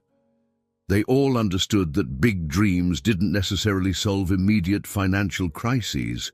Finally, Sophia proposed that they ask for partial sponsorship funds up front, relying on personal connections or local benefactors to cover initial costs. The concept sparked cautious optimism, yet the group remained acutely aware of the risk. As the meeting concluded, people lingered to offer hugs and words of encouragement. Isabella overheard snatches of conversation about calling in favors from more affluent friends or family members who might chip in for a good cause. The neighborhood was rallying, but even the best intentions could fall short of the large sum needed. Later, when the cafe had emptied and chairs were stacked once again, Isabella and Liam locked up. Under the glow of the street lamp, Liam exhaled. "Sometimes it feels like a giant wave is about to crash over us," he admitted, voice shaky. Isabella slid her hand into his, squeezing gently. "We won't let it drag us under," she said, trying to project a confidence she didn't fully feel. "We'll find a way." He nodded, though fear still flickered in his eyes. They walked down the dimly lit sidewalk toward his beat-up car, neither speaking. Both knew that no matter how united the neighborhood stood, the cafe faced an obstacle that seemed nearly insurmountable. For Isabella, this was a critical test of faith. Faith in her new direction, faith in the community, and ultimately, faith in the power of resilience. 3 hectic days passed in a whirlwind of phone calls, late-night strategy sessions, and frantic errands. Isabella, barely had time to eat or sleep, dividing her hours between finalizing Monica's dress at the boutique and helping Liam rally sponsors for the rushed fashion event. Despite her exhaustion, she pushed forward, clinging to the belief that if they all worked together, something good would come of it. Late on a Thursday afternoon, Isabella sat by the counter at the Moonlight Coffee, sorting through a stack of business cards from local connections. A florist offering discounted arrangements, a small clothing store willing to lend hangers and racks, even a DJ who volunteered to set up a modest sound system.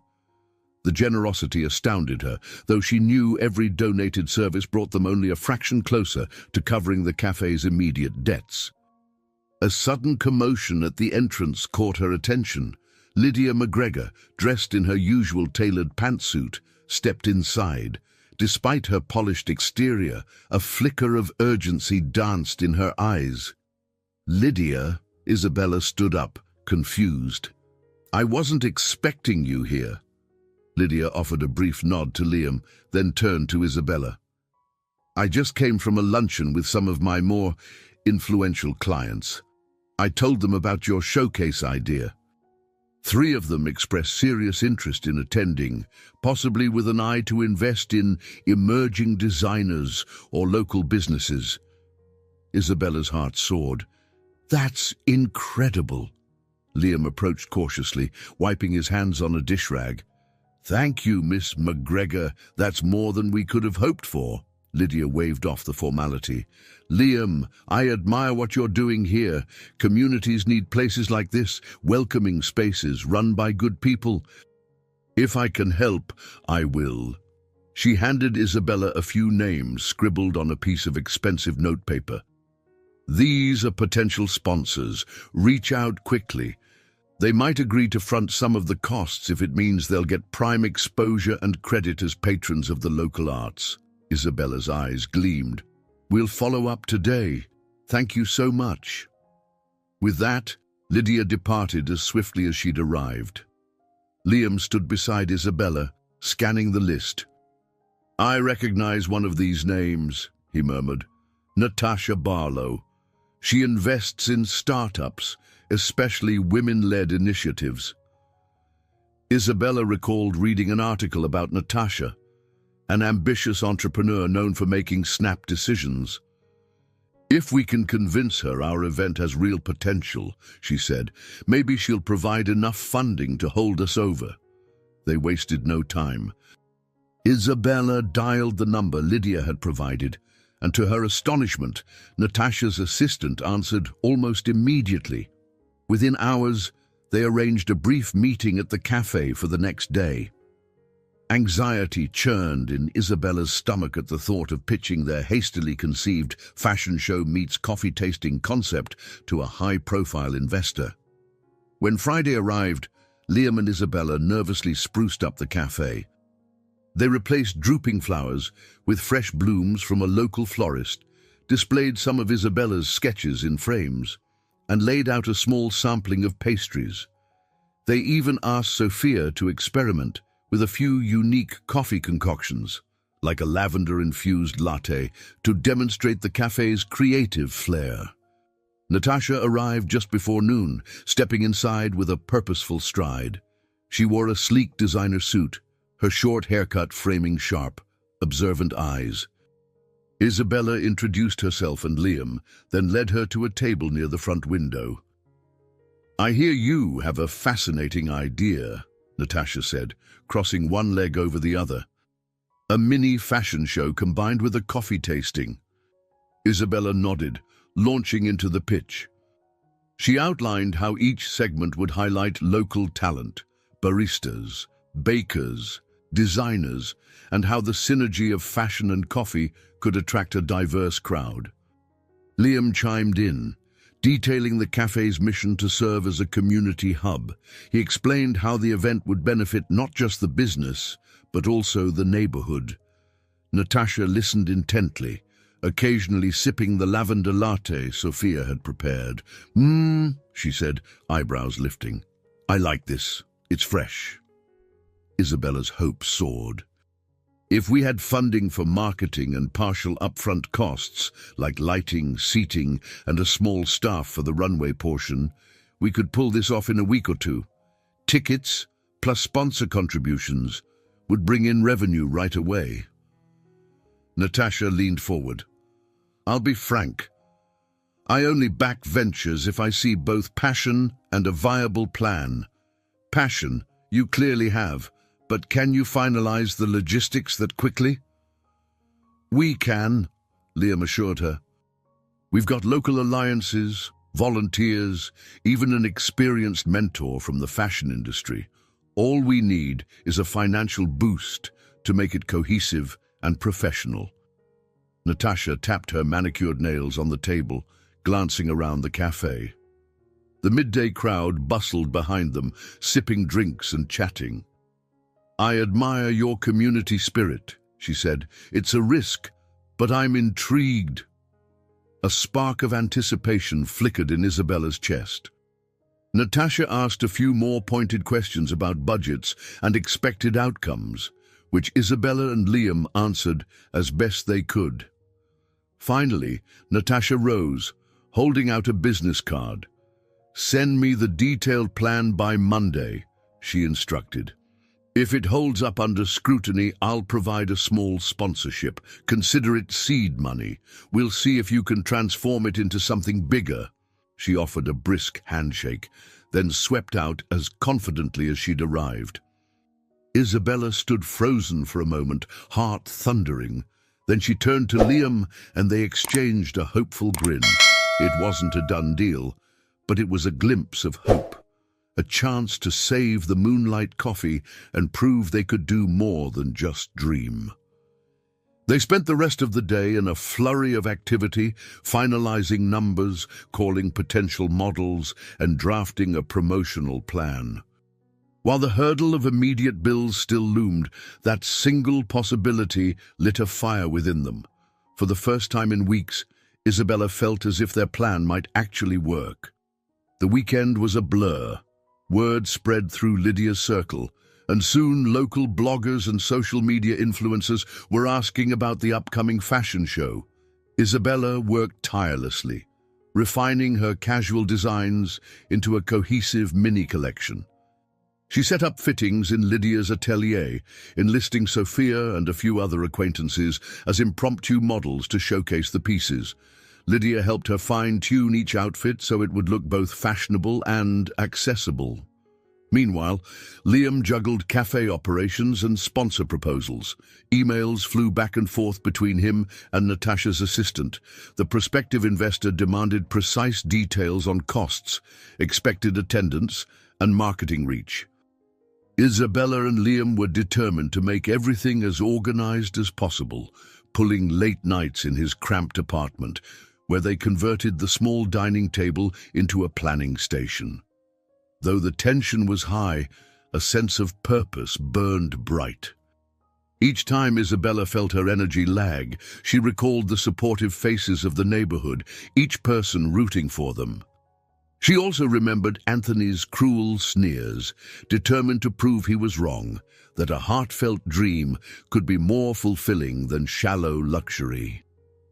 By Sunday evening, they had a near-complete proposal for Natasha. Isabella tidied up the final draft, while Liam prepared coffee samples to photograph for the marketing deck. They exchanged exhausted smiles as they closed their laptops. Hard to believe we managed this in just a few days, Isabella murmured, rubbing her tired eyes. Liam set down a mug. I know. Whatever happens, I'm proud of us. He studied her a moment. How are you holding up with all the work at the boutique? She shrugged, aware of the throbbing ache in her shoulders. Monica's dress is finished, and she was thrilled. Lydia's been understanding when I need extra time off to work on the show. A small smile curved her lips. Still, I won't lie. I'm running on fumes, they laughed softly, the moment feeling both fragile and hopeful. Then Liam's phone buzzed, the screen displaying Noah's name. Liam put it on speaker. Hey, what's up?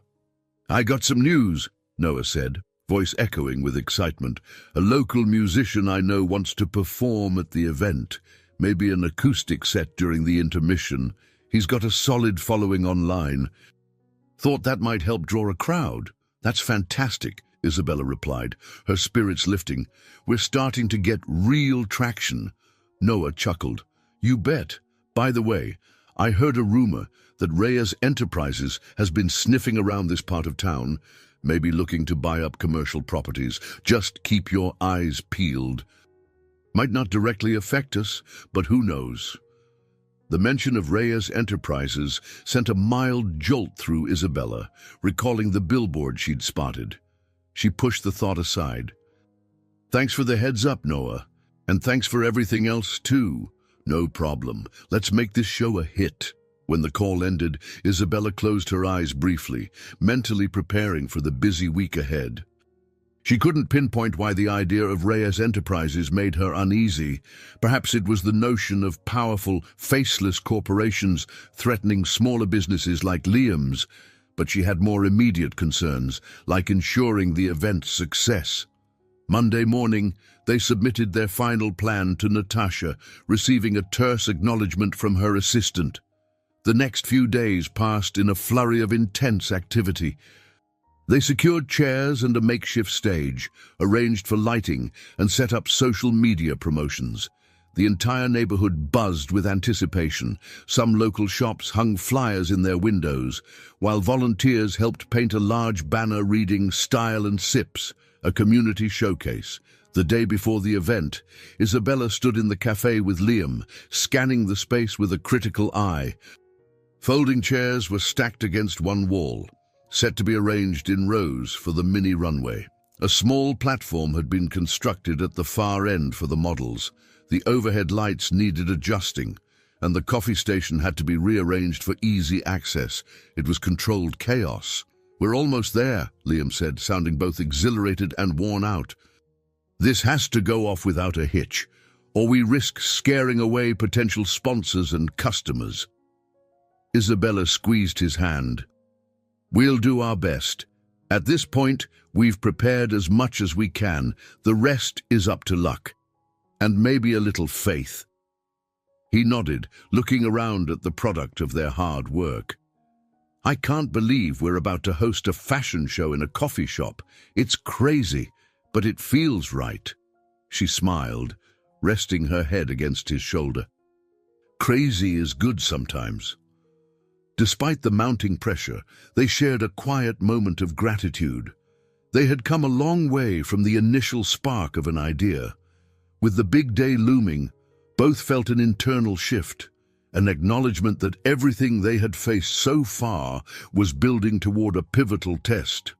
That evening, as Isabella left to finalize her designs at Lydia's atelier, she looked back at Liam standing in the doorway. The setting sun bathed him in soft orange light, highlighting the tired lines on his face and the hope in his eyes. It struck her that this journey wasn't just about saving a cafe or launching a fashion line.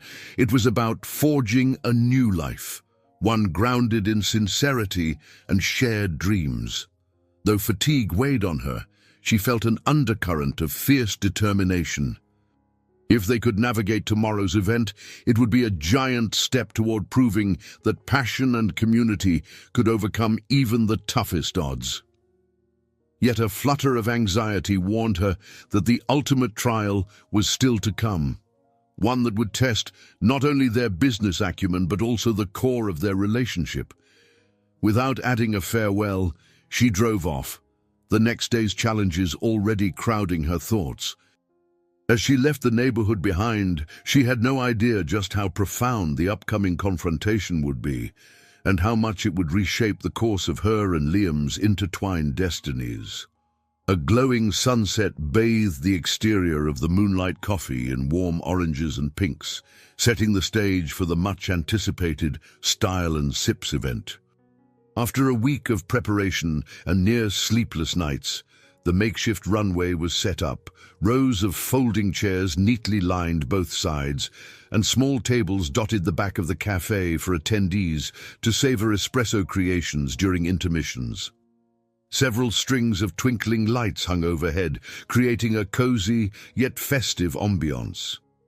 Inside, Isabella hovered near the entrance, wearing a sleek outfit of her own design, a flowing navy blouse paired with tailored black pants. Her heart pounded at the prospect of presenting her mini collection in front of a crowd that included potential investors. She glanced at Liam, who was finalizing details at the coffee station with Sophia. He wore a dress shirt and slim-fit pants, simple but undeniably handsome. Despite the tension etched in his brow, he flashed Isabella an encouraging grin. Noah was busy greeting arriving guests, guiding them to seats.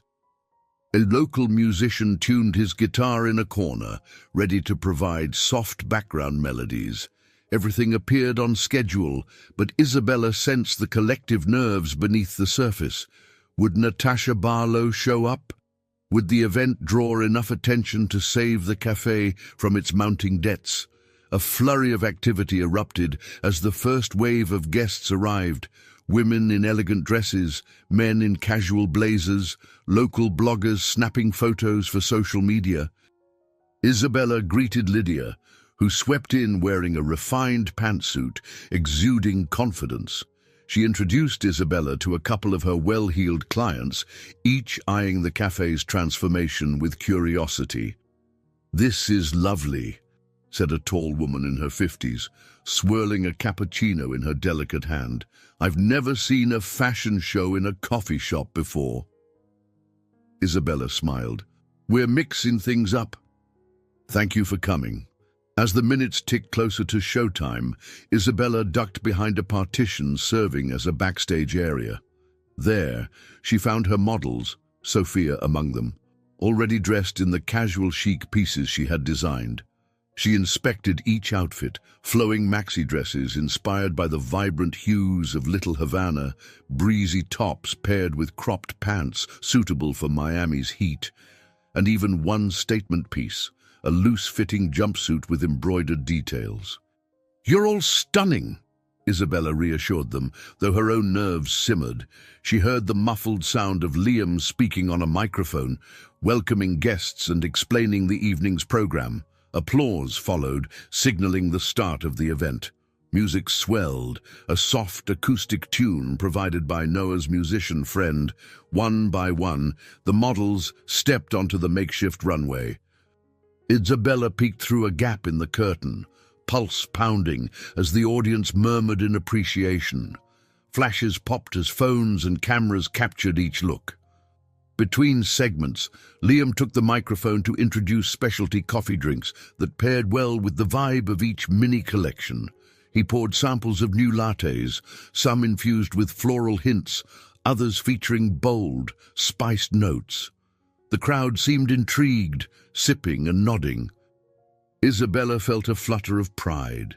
Their dream, uniting fashion, community, and quality coffee, was unfolding right before her eyes. At the far side of the room, she spotted Natasha Barlow arriving. The short-haired investor scanned the bustling scene, seemingly impressed by the turnout. Isabella exhaled in relief. At least Natasha was here. Now they needed to ensure she saw enough potential to provide the sponsorship they desperately required. The final walk showcased Isabella's personal favorite design, a tunic top and slim-fitting trousers in bright, tropical prints. Sophia took the stage, exuding confidence despite never having modeled before.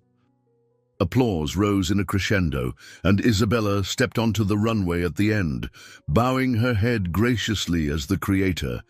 Cameras clicked. She caught a glimpse of Lydia smiling, eyes glowing with pride.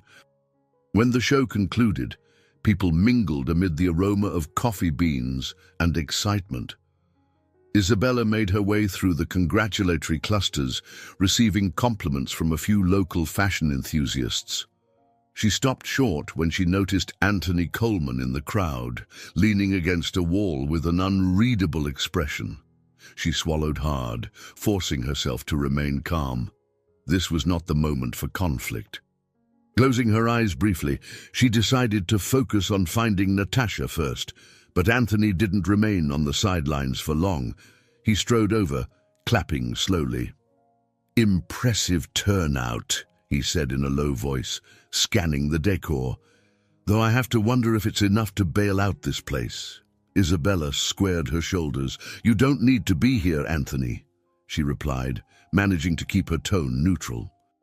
Before he could respond, Natasha Barlow approached, offering a crisp handshake to Isabella. "Well done," she said. "People seem genuinely interested in your designs, and your coffee, of course." Relief washed through Isabella. "We're thrilled you could make it." Anthony, never one to be sidelined, inserted himself. "You must be Miss Barlow. I'm Anthony Coleman. Isabella and I were once engaged." He gave a slick half-smile. "I'm curious, do you see real investment potential here, or is this just a charming local affair?" Natasha's gaze flicked over him, then returned to Isabella.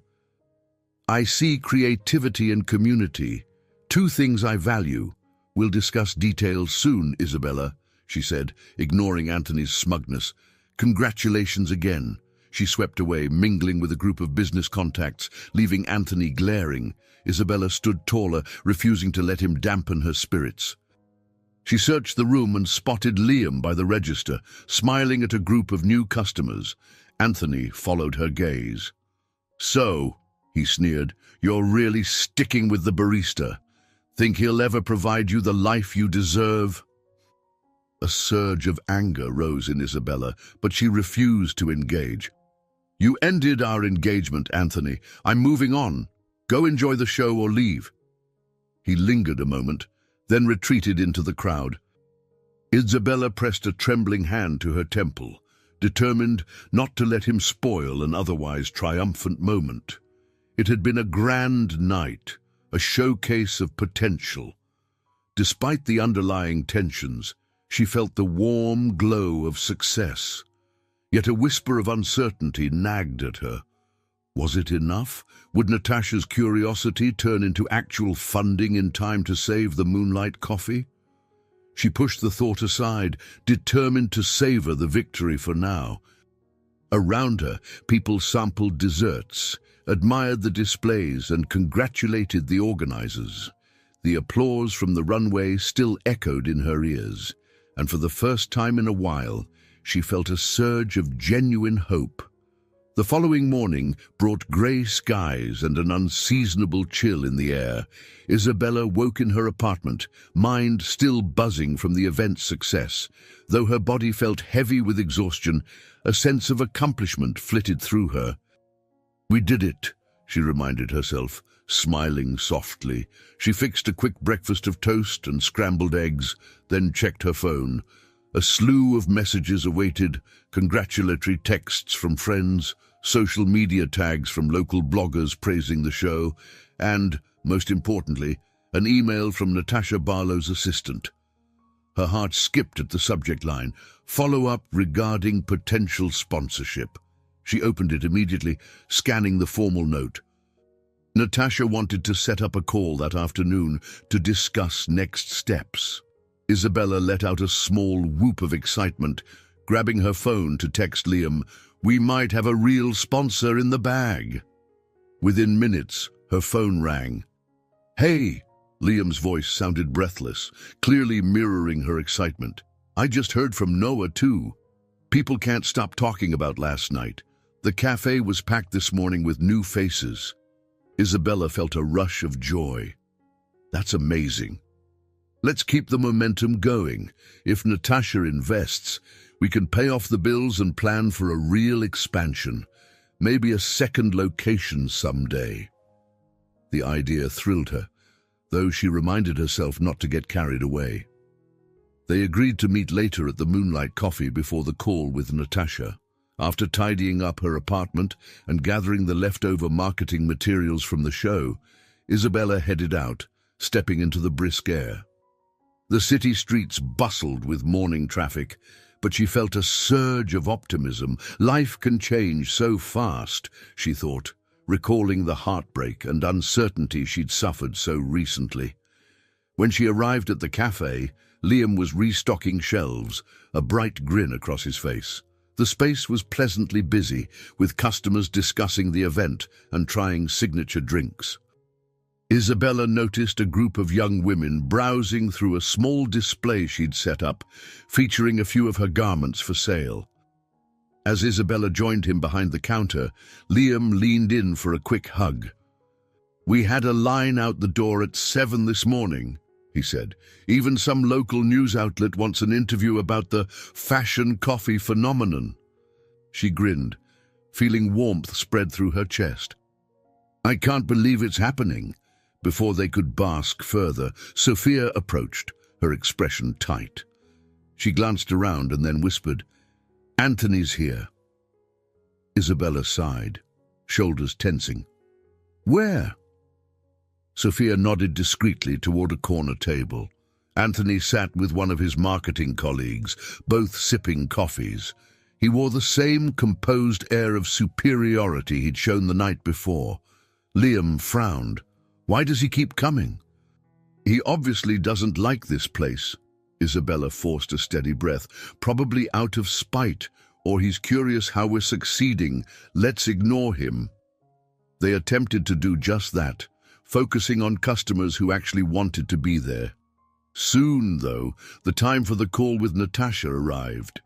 Isabella and Liam slipped into the back office, shutting the door for privacy. She connected her phone to speaker mode, heart pounding as it rang. "Hello, Isabella," came Natasha's poised voice. "I'm here with my associate, Danica. We wanted to follow up on your proposal." Isabella cleared her throat, exchanging a quick, hopeful glance with Liam. "Yes, thank you for calling. We're excited to hear your thoughts." Natasha explained that she and Danica had reviewed the success of the event, as well as local press coverage. "We believe there's something unique here. I'm prepared to offer an initial investment to cover immediate debts and support a modest expansion on certain conditions." Liam sat forward, tension evident in his posture. "We're listening." Natasha continued.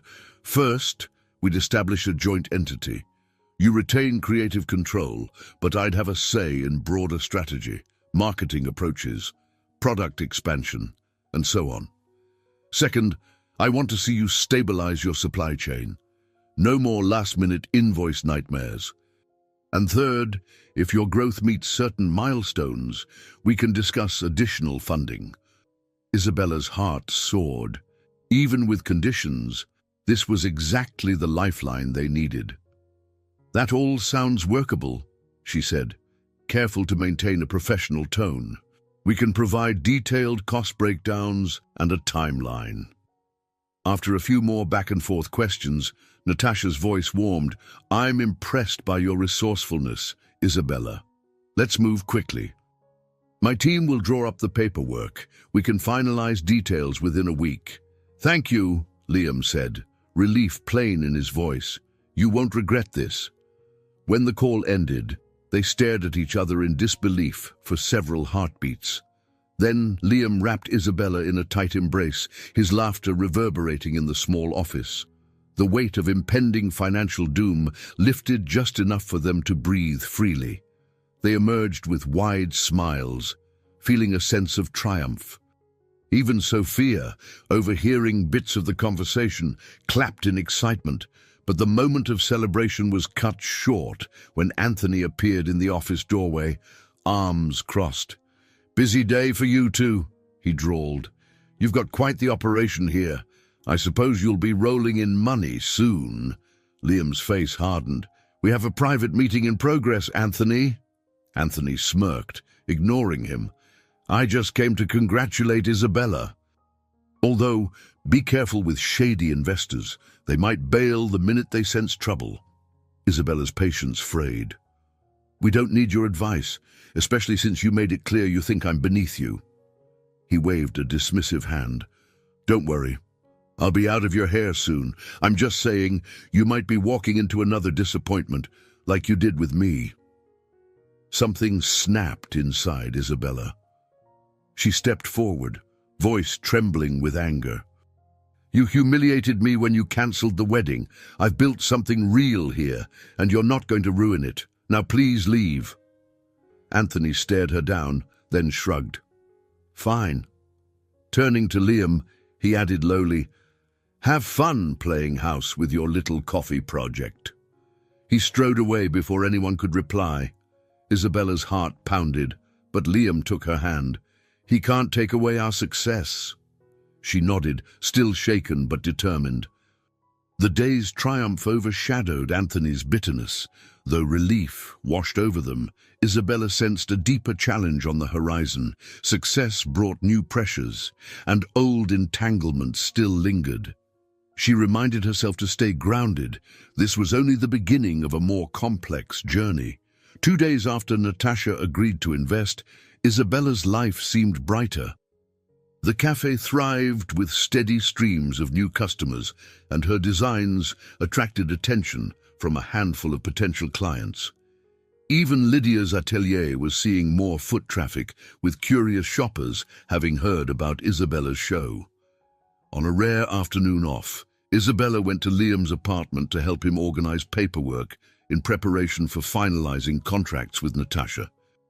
The sun dipped behind the Miami skyline as they sorted through bank statements, vendor agreements, and marketing proposals in his small living room. Boxes cluttered the corner, holding everything from old receipts to cafe memorabilia. "When did you last tidy this?" Isabella teased, unearthing a faded flyer advertising a latte art contest from 2 years ago. Liam grinned sheepishly. "I've never been great at paperwork."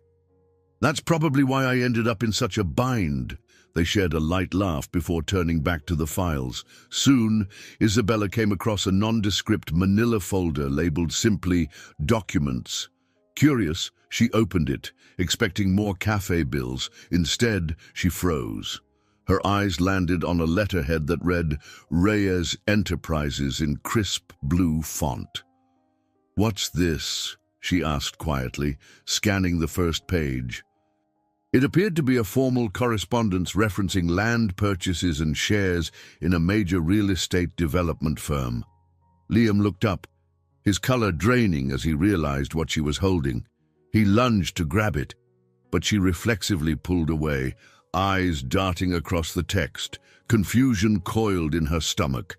The letter referred to him by a different title. Liam Reyes, heir and sole beneficiary. She could barely process the words. "This can't be right," she whispered, flipping to another page that detailed property deeds and inheritance details. Hector Reyes, founder and CEO. Liam Reyes, direct heir. Liam's voice shook. "Isabella, let me explain." She blinked, speechless. Her mind reeled, flashing back to rumors she'd heard of Reyes Enterprises sniffing around local properties. Could that be his family's company? He's an heir. She stared at him, betrayal and disbelief tightening her chest. "You've been lying about who you are." Her voice quivered. "You let me believe you were struggling to pay rent?" He swallowed hard, reaching for her hand. "I never wanted to deceive you. I've never touched that money. My father's corporation was built on, let's just say, questionable morals. I needed to get away, to see if anyone could love me for me, not for my inheritance." The explanation only fueled her hurt. "So you've been living in a shoebox apartment, letting the cafe nearly collapse, when you could have easily paid off all the debts." He grimaced. "It's not that simple. My father and I, we don't see eye to eye. If I claim the inheritance, it means stepping back into that world. Mergers, acquisitions, cutthroat negotiations.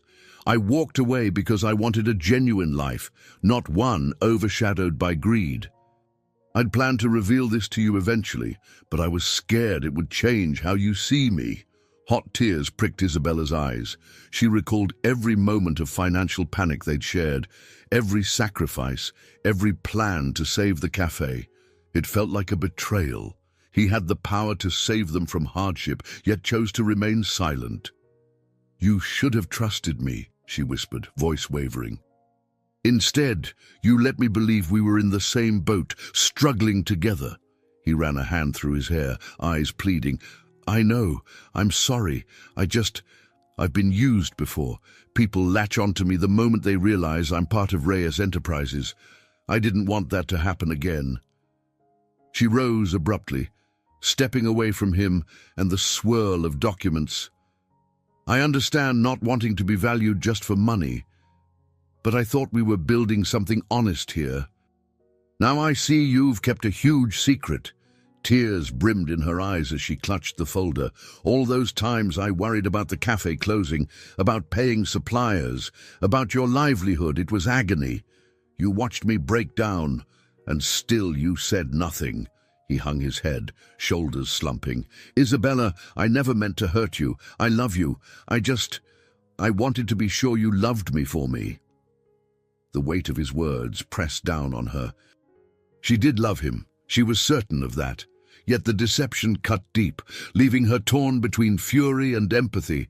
The man she cared for had lied about an integral part of himself. Could she forgive him for that? She stared at the folder again, mind-spinning. Liam Reyes, heir to one of the largest real estate developers in the region, the same company that might be eyeing the neighborhood for redevelopment. So many questions flooded her thoughts. Was he complicit in potential buyouts? Would he eventually reveal all this to the community that had placed their faith in him? I need time, she managed, voice hoarse. I can't even look at you right now. Liam's expression fell, devastation etched across his features. I understand, he whispered. Please, just don't give up on us. Let me prove I'm still the man you fell for. Isabella couldn't trust herself to speak. She clutched the documents tightly and rushed for the door, leaving Liam standing amid the scattered papers. A storm of emotions raged inside her, love and disappointment, anger and a reluctant sympathy for his reasons. She wanted to scream, cry, or perhaps both. The moment she stepped outside, the hot Miami air felt suffocating, as though the city itself was pressing in on her newfound pain. Night draped itself over the city as Isabella drove aimlessly through Miami's streets, the newly discovered documents resting ominously on the passenger seat. Neon signs and towering condos flickered past in a blur, but she barely registered them. Her heart pounded, her mind ablaze with the painful truth. Liam, the man she had grown to love and trust, was actually Liam Reyes, heir to a vast real estate empire. After a while, she parked near a quiet stretch of beach. Stepping onto the sand, she felt the ocean breeze whip through her hair, mingling with the taste of salt on her lips. She clutched her phone, debating whether to call someone, her mother, Lydia, even Sophia. Yet she wasn't ready to share this new turmoil, not just yet. Waves lapped at the shore, mirroring her own turbulent feelings. She sat on the sand, hugging her knees, replaying every moment with Liam. He'd been gentle, caring, and earnest, or so she believed. But how much of that was real? Could someone truly love her while hiding such a monumental secret? Gradually, the initial shock ebbed, replaced by a flicker of understanding. She recalled how Liam resisted big investments, how he avoided talk of major corporate solutions for the cafe's debts. A sense of guilt pricked her too. She'd never asked deeper questions about his past or family. Part of her was aware he was painfully private, yet she never pressed. Maybe she'd been content not to know. Still, the betrayal stung. She felt foolish for opening her heart again so quickly after Anthony's cruelty. Sighing, she leaned her head back, staring at the stars. In the distance, city lights flickered like illusions. What do I do now, she wondered, tears slipping down her cheeks. She loved Liam. Her feelings ran too deep to deny, but how could she reconcile that love with his deception? Eventually, she stood, brushing sand from her clothes. She had no answers, just a swirl of pain. She needed clarity, a chance to process. She resolved to seek advice from someone she trusted. Though it was late, she drove to Lydia's home, hoping the older woman might still be awake. Lydia lived in a modest townhouse in Coral Gables. Warm light glowed behind the curtains, signaling she was likely up. With a trembling hand, Isabella knocked. Moments later, Lydia opened the door, eyebrows lifting in surprise. "Isabella, my goodness, what's happened?" "I'm sorry it's so late," Isabella croaked, tears threatening again. "I just needed someone to talk to." Lydia ushered her inside, guiding her to a comfy armchair in the living room. The place was cozy, soft lamps, shelves filled with art books, and a faint scent of lavender. Once they were settled, Lydia handed her a mug of chamomile tea. "Now tell me," Lydia said, her voice calm, "what's tormenting you, dear?" Between choked sobs, Isabella explained everything, finding the documents, the revelation about Liam, and the immense betrayal she felt. Lydia's expression shifted from shock to concern, then to a thoughtful quiet. When Isabella finished, Lydia exhaled softly. "I can't pretend to understand Liam's exact motives," she began carefully, "but I do know what it's like when people fear being loved for their money alone. In my younger years, I dated a man with a significant inheritance. He was convinced everyone wanted a piece of it. It made him secretive, even paranoid." Isabella wiped her tears, listening intently. "So you think Liam might have acted out of fear?" "It sounds that way," Lydia conceded. "He may have believed he needed to hide his identity to find genuine love, but that doesn't excuse the hurt it's causing you now." Isabella's gaze dropped to her mug, swirling the tea absently. "I'm angry, but I also see why he did it. I just wish he had told me sooner, or at least confessed once we became serious." Lydia nodded. "Trust is a delicate thing. It's built on honesty. If you feel betrayed, that's valid. But ask yourself, does this revelation negate the kindness he's shown you, the shared dreams you both nurtured?" Isabella's tears threatened again. "I'm torn. It's both things at once. I'm hurt, and yet I can't dismiss how genuine he's been in so many other ways." Lydia's gaze was compassionate. "Sometimes a lie born from fear is still a lie. You'll have to decide if you can forgive him, but do it with a clear head, not just in the heat of emotion. Talk to him, hear him out fully." They continued talking late into the night, Lydia offering a safe space for Isabella's confusion and heartbreak. By the time Isabella left, the sky was streaked with the first hints of dawn. She felt slightly calmer, though her heart remained heavy. Returning to her apartment, she collapsed onto her bed, the manila folder from Liam's place lying on her nightstand like a silent accusation. She curled under her blankets, mind cycling through regret, anger, and a faint sense of longing for the way things were before. Sleep eventually claimed her, granting a brief respite from the turmoil. Yet as she drifted off, one question lingered. Could she reconcile love with deceit? Her future with Liam hinged on the answer, but the path to it seemed littered with uncertainty. The next afternoon, Isabella awoke to her phone vibrating on the nightstand. She reached groggily, noticing a string of texts and missed calls from Liam, her heart constricted just seeing his name. She ignored them for the moment, needing more space to think. She showered, dressed in casual jeans and a simple blouse, and drank a mug of strong coffee, ironic, given her turmoil revolved around a barista who wasn't who he claimed to be. She knew she couldn't avoid him forever.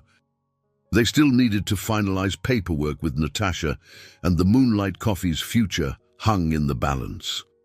By midday, she steeled herself and drove to the cafe. The usual hum of conversation and scent of roasted beans welcomed her, but the moment she entered, she locked eyes with Liam. He stood behind the counter, looking pale and anxious. Sophia hovered nearby, casting worried glances. Isabella cleared her throat, squaring her shoulders. "Can we talk?" she asked quietly. Liam nodded, stepping away from the register. He led her to the back office, where they'd once shared so many hopeful discussions. Now the air felt thick with unspoken tension. He shut the door, turning to face her. "Thank you for coming," he said, voice shaky. "I've been so worried." She folded her arms, trying to maintain composure. "I needed time to process. I still don't know how to feel, Liam." "You lied about everything." He swallowed hard. "I did, and I'm sorry. I know it's no excuse, but I genuinely wanted to escape my family's business empire. After my mother passed away, I felt suffocated by my father's ambitions. I moved here, cut ties, and tried to build a normal life." A pang of sympathy tugged at her, but she remained firm. "I get that. I do. But you should have told me once we started planning a life together, once the Moonlight Coffee was on the brink of collapse and we were scrambling for money." He raked a hand through his hair, eyes downcast. "I was terrified you'd see me differently. And yes, I realize how selfish that sounds now. I kept hoping we'd pull through without needing my inheritance." Her heart clenched. She remembered the nights they spent brainstorming solutions, the tears shed over looming bills. "We could have saved ourselves so much pain." He looked at her, voice trembling. "I know, and yet part of me was afraid to step back into that world. Reyes Enterprises has a reputation for ruthless deals. If my father found out I was running a coffee shop in a struggling neighborhood, he'd either try to shut it down or spin it to his advantage." A flicker of realization hit her. "So that's why you never wanted big investors or outside help. You feared your father would notice." He nodded. "I was stuck. I'm not proud of it. But Isabella, please believe me.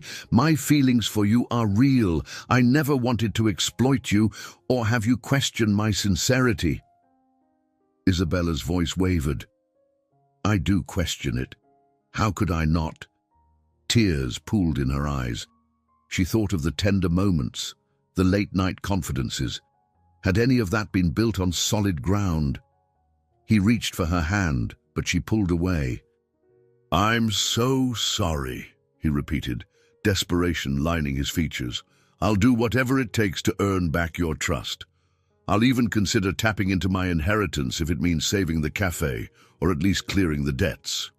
She shook her head, taking a shaky breath. "That's not the point, Liam. I don't want your money to fix all our problems. I wanted honesty from the start." His shoulders slumped, eyes filled with regret. "I understand. If I'd known how much I would come to love you, I would have handled this differently." For a long moment, neither spoke. Isabella felt her defenses wavering. She loved him, despite the betrayal, but trust once broken was not easily mended. Finally, she let out a trembling exhale. "We've both poured our hearts into this place, into us. But right now I'm hurt and confused. I don't know if I can just pretend everything's okay." A raw silence settled between them. Outside, the sound of the espresso machine whirred as Sophia managed the afternoon rush. The contrast between the cafe's warmth and the emotional chill in the office felt palpable. Liam gave a small nod. "I won't pretend it's simple, but I'll do whatever it takes. Answer all your questions, even contact my father if needed. Just don't shut me out completely." She pressed her lips together, an internal battle raging. "Give me time," she said softly. "I can't just move past this overnight. We have the contract with Natasha to finalize, and the community depends on this cafe. I'll focus on that, but I need space to decide what to do about us." A flicker of relief and sorrow crossed Liam's face. "Take all the time you need. I'll be here, hoping we can find a way forward." She turned to go, her heart heavy, uncertain if she should offer him a reassuring gesture. In the end, she exited the office, the emotional weight nearly overwhelming her. The bustle of the cafe momentarily swallowed her up, a swirl of customers, music, and the aroma of freshly brewed coffee. But beneath it all, a quiet ache thrummed, reminding her that the biggest battle, her own internal struggle, was only beginning. Back at the front counter, Sophia paused mid-transaction to send Isabella a concerned glance. Isabella mustered a weak smile, then stepped outside into the bright Miami sunshine. She realized that, just like the light hurting her eyes after the dimness of the office, facing the truth about Liam felt harsh and blinding. Yet she also knew she couldn't avoid it. The next steps would define not only her relationship, but also the future she'd fought so hard to reclaim. Isabella woke earlier than usual, eyes red from crying on and off through the night. Though dawn light seeped around the edges of her bedroom curtains, she still felt the heaviness of evening. She hadn't spoken to Liam since their tense exchange in the cafe's back office. His messages went unanswered as she wrestled with the emotional fallout of his secret identity. She pulled herself out of bed, dressed in simple leggings and a loose sweater, then brewed a pot of coffee, a habit that felt painfully ironic now. As she sipped from her mug, her gaze drifted to the manila folder resting on the kitchen table, the words Reyes Enterprises glaring up at her. The revelation that Liam was heir to a massive real estate empire had turned her life upside down. By mid-morning, she forced herself to head into Lydia's atelier. She had fittings scheduled, and the boutique's atmosphere usually soothed her. Upon arriving, she found Lydia discussing inventory with a supplier. Lydia paused the conversation when Isabella walked in, reading the turmoil on her face. "Any change since we spoke?" Lydia asked quietly. Isabella shook her head, hugging her arms. "I've barely slept. He keeps calling and texting, but I just can't. Not yet." Lydia's gentle sigh carried empathy. "You'll find clarity in your own time. Until then, focus on what you can control." That day, Isabella threw herself into work, measuring clients and adjusting hems, determined to keep her thoughts from spiraling. Still, the question of Liam's secret nagged at her. Was it truly unforgivable? Or could she see beyond it? She reminded herself that everyone in the neighborhood valued him, that his actions in day-to-day life had always been sincere.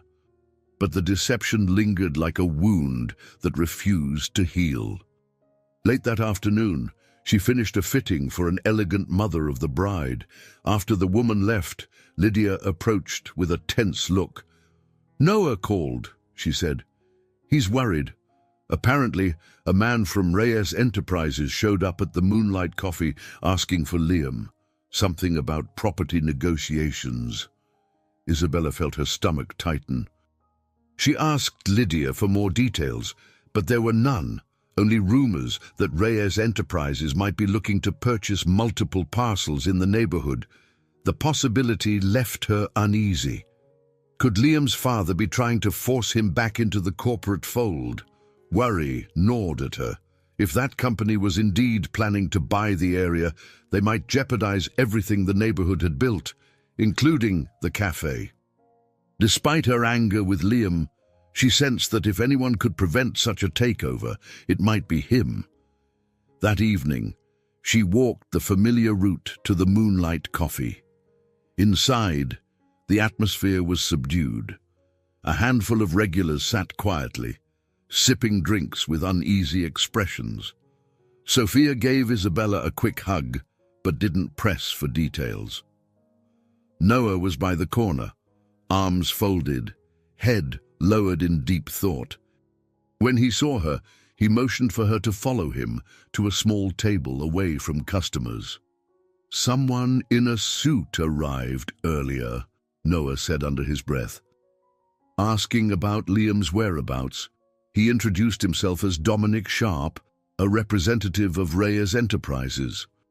Didn't give details, just asked lots of questions about the cafe's lease, the property owners, and if Liam was still playing barista. It felt threatening, to be honest. Isabella recalled Liam's remark that if his father discovered how he was living, it could lead to conflict. This Dominic Sharp might be the harbinger of that very situation. She glanced around. Liam was nowhere to be seen. "He's not here," she asked quietly. Noah shook his head. Hasn't come in since morning. Sophia thinks he went to handle paperwork for Natasha's investment, but that was hours ago. I tried calling. No answer. A surge of worry overtook Isabella. In that moment, her personal heartbreak merged with fear for the cafe's future. Perhaps Liam was confronting his family on his own, or maybe he felt too ashamed to show his face. She realized she couldn't stand on the sidelines anymore, letting confusion paralyze her while the cafe she'd worked so hard to save teetered on uncertainty. Noah placed a hand on her shoulder. I know you're upset with him, he said gently, but he might need someone by his side right now. We're all a little scared about what Reyes Enterprises could do here. She nodded slowly, feeling the weight of the community's concern. I'll try to find him, she murmured. This place matters to me, too.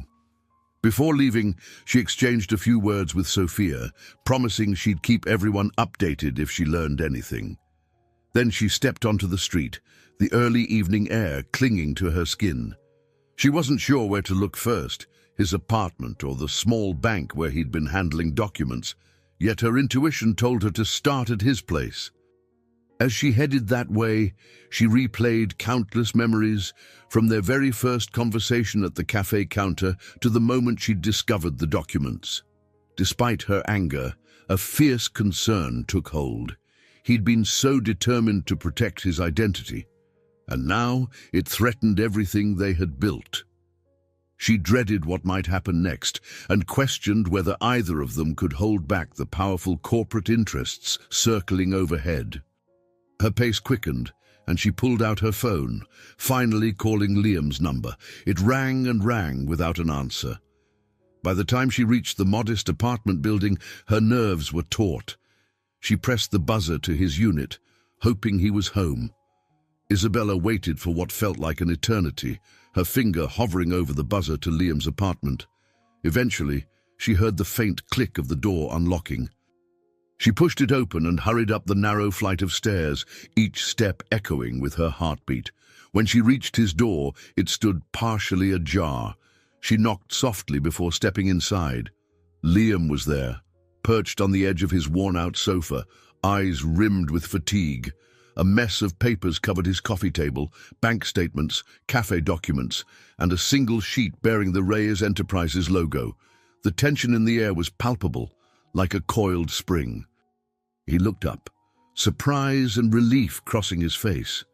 "You came," he managed, voice raw. She shut the door behind her, arms crossed.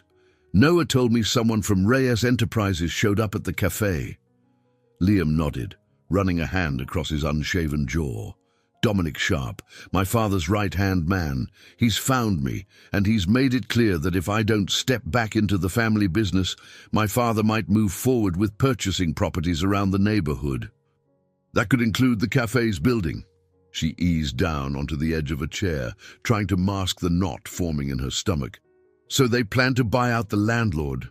For what? Some big development project?" A bitter laugh escaped Liam. "It's what they do, transform neighborhoods into upscale complexes. The residents usually can't afford the rent hikes, and small businesses get squeezed out. It's basically forced gentrification." Her thoughts turned to the vibrant community that had embraced her. She envisioned the Moonlight Coffee replaced by a sleek franchise, the local spirit lost. Her eyes flickered over the scattered documents. "What are you going to do?" He shrugged, despair in his gaze. "Dominic hinted that if I cooperate, if I sign some agreement to oversee certain projects for Reyes Enterprises, they might back off the immediate plan. They'd still expand eventually, but it wouldn't be so aggressive. I could negotiate better terms." She stared at him, the question unspoken. Would he sacrifice his own desires and freedom to protect the neighborhood? He answered before she voiced it. "I hate the idea of returning to that world, but the thought of them bulldozing everything we've built is worse." He fiddled with the edge of a coffee-stained napkin. "Yet, I wonder if it's just another trap. My father's never been one to compromise. Isabella leaned forward. Maybe there's another way. Natasha's investment could help us buy the property ourselves, or at least secure a long-term lease. Then Reyes Enterprises can't just kick us out, right? He glanced at the file containing Natasha's initial sponsorship details. I thought of that, but Natasha's funds aren't enough to purchase a building outright, especially not at a price my father would set. She's interested in supporting small expansions, not major real estate acquisitions, and time is short. She rubbed her temples, feeling the weight of it all. I understand you want to protect this place, but at what cost? You've been running from your father's business for a reason. A flicker of pain crossed his face. I know, but I can't stand by and watch them destroy an entire community. This cafe matters to me, to everyone. If working with them, if re-entering that world buys us time, maybe we can find a loophole or secure another investor. I don't know. He exhaled raggedly. I wish there was a simple answer. She swallowed, conflicted emotions churning inside her. For weeks, she'd been furious about his secrecy. Now, she saw the agony it brought him. A new empathy surfaced, tempered by lingering doubt.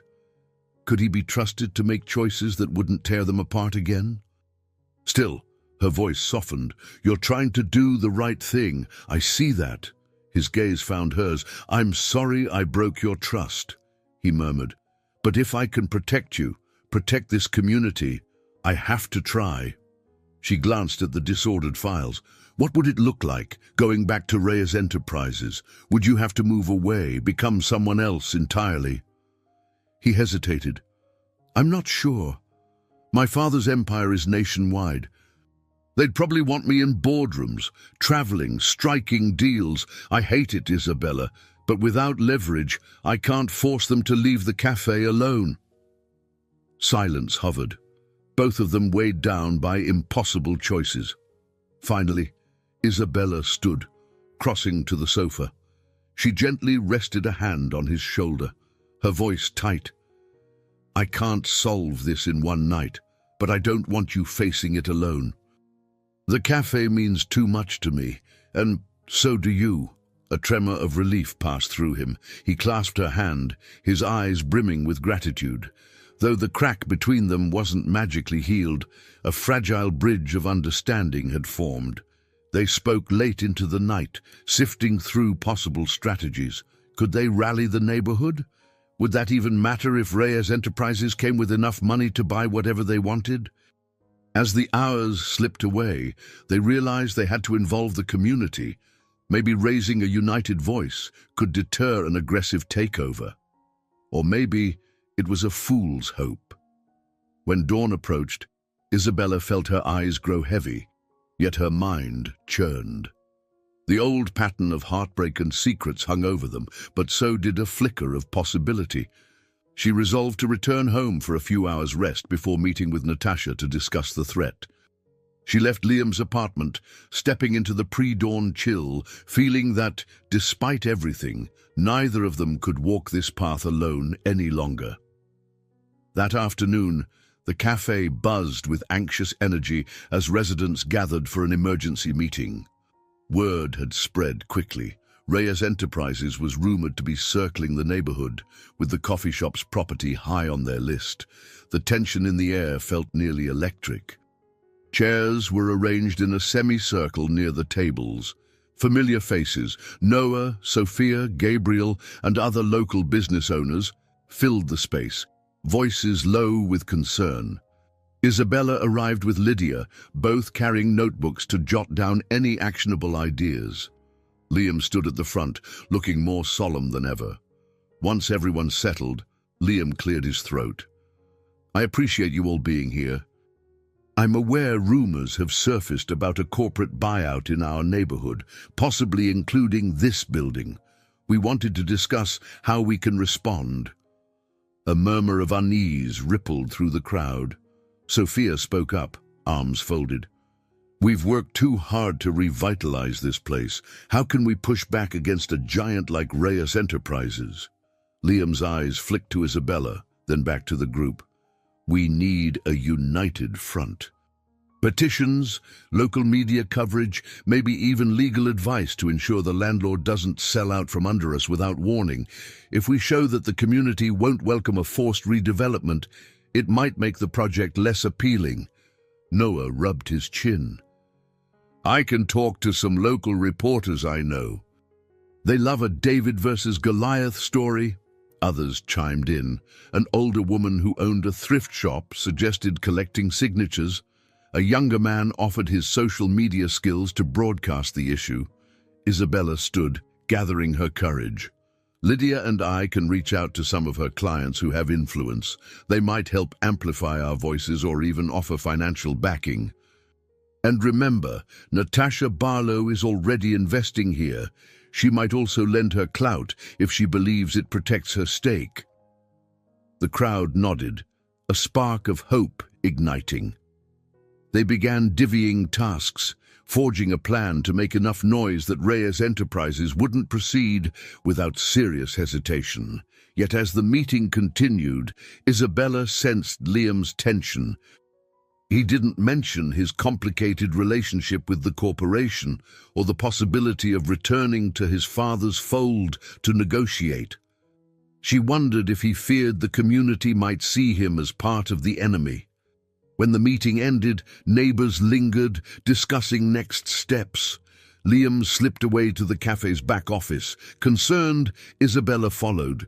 Inside, she found him leaning against a desk, eyes closed. "Why didn't you tell them who you are?" she asked gently, stepping closer. He opened his eyes, anguish evident. "I couldn't. Not now. If they knew I was Hector Reyes's son, it could shatter their trust. Half of them might see me as a traitor or expect me to fix everything with a single phone call," she swallowed. "But if the situation escalates, it'll come out eventually." He pressed his lips together, nodding. "Then I'll tell them when the time is right, and I'll do everything I can to protect this place." A knock at the door interrupted them. Natasha poked her head in, dressed in a sleek suit, as though she had just come from another business engagement. "Is this a bad time?" Liam stood straighter. "No, come in. We appreciate you coming by." She stepped inside, glancing around at the cramped office. "I heard about the rumor that Reyes Enterprises is moving in. I'm guessing it's not just rumor. How can I help?" Isabella shot Liam a pointed look, silently urging him not to reveal the entire truth of his identity just yet, sensing his reluctance. Then she turned to Natasha. "We're organizing a neighborhood effort. Maybe your connections could help, especially if you emphasize you've invested in the Moonlight Coffee. The last thing a big firm wants is negative publicity for pushing out a beloved local business." Natasha nodded thoughtfully. "I can contact some media outlets and talk to a couple of lawyers. But your best defense is likely the landlord. If you can get a long-term lease signed before any sale goes through, you'll be safer." Liam exhaled. "Our lease is up for renewal in a few months. The landlord hasn't shown any sign of wanting to sell, but money talks." Natasha paced, tapping her manicured nails against her phone. "Let's see if we can sweeten the deal for the landlord to renew early. I'll front some of the capital. Consider it a strategic move. In return, I want the cafe's expansion to continue. If the community sees you growing, they'll rally around you even more." It was a bold plan. Isabella felt a wave of relief that Natasha was willing to dive deeper into the fight. Yet she glanced at Liam, noting the strain etched on his features. He was carrying a secret that could explode at any moment. After Natasha left, they rejoined the others for a quick briefing, revealing a plan to pursue the lease renewal aggressively. Energy crackled as volunteers vowed to contact the landlord, launch a social media campaign, and schedule interviews with local reporters. Hours later, the cafe was mostly empty. Isabella and Liam stood amid half-stacked chairs and used coffee cups, the aftermath of a community suddenly galvanized into action. He raked a hand through his hair, his sigh heavy. "It's all happening so fast," he murmured. "One wrong step, and we lose everything." She reached out to squeeze his hand.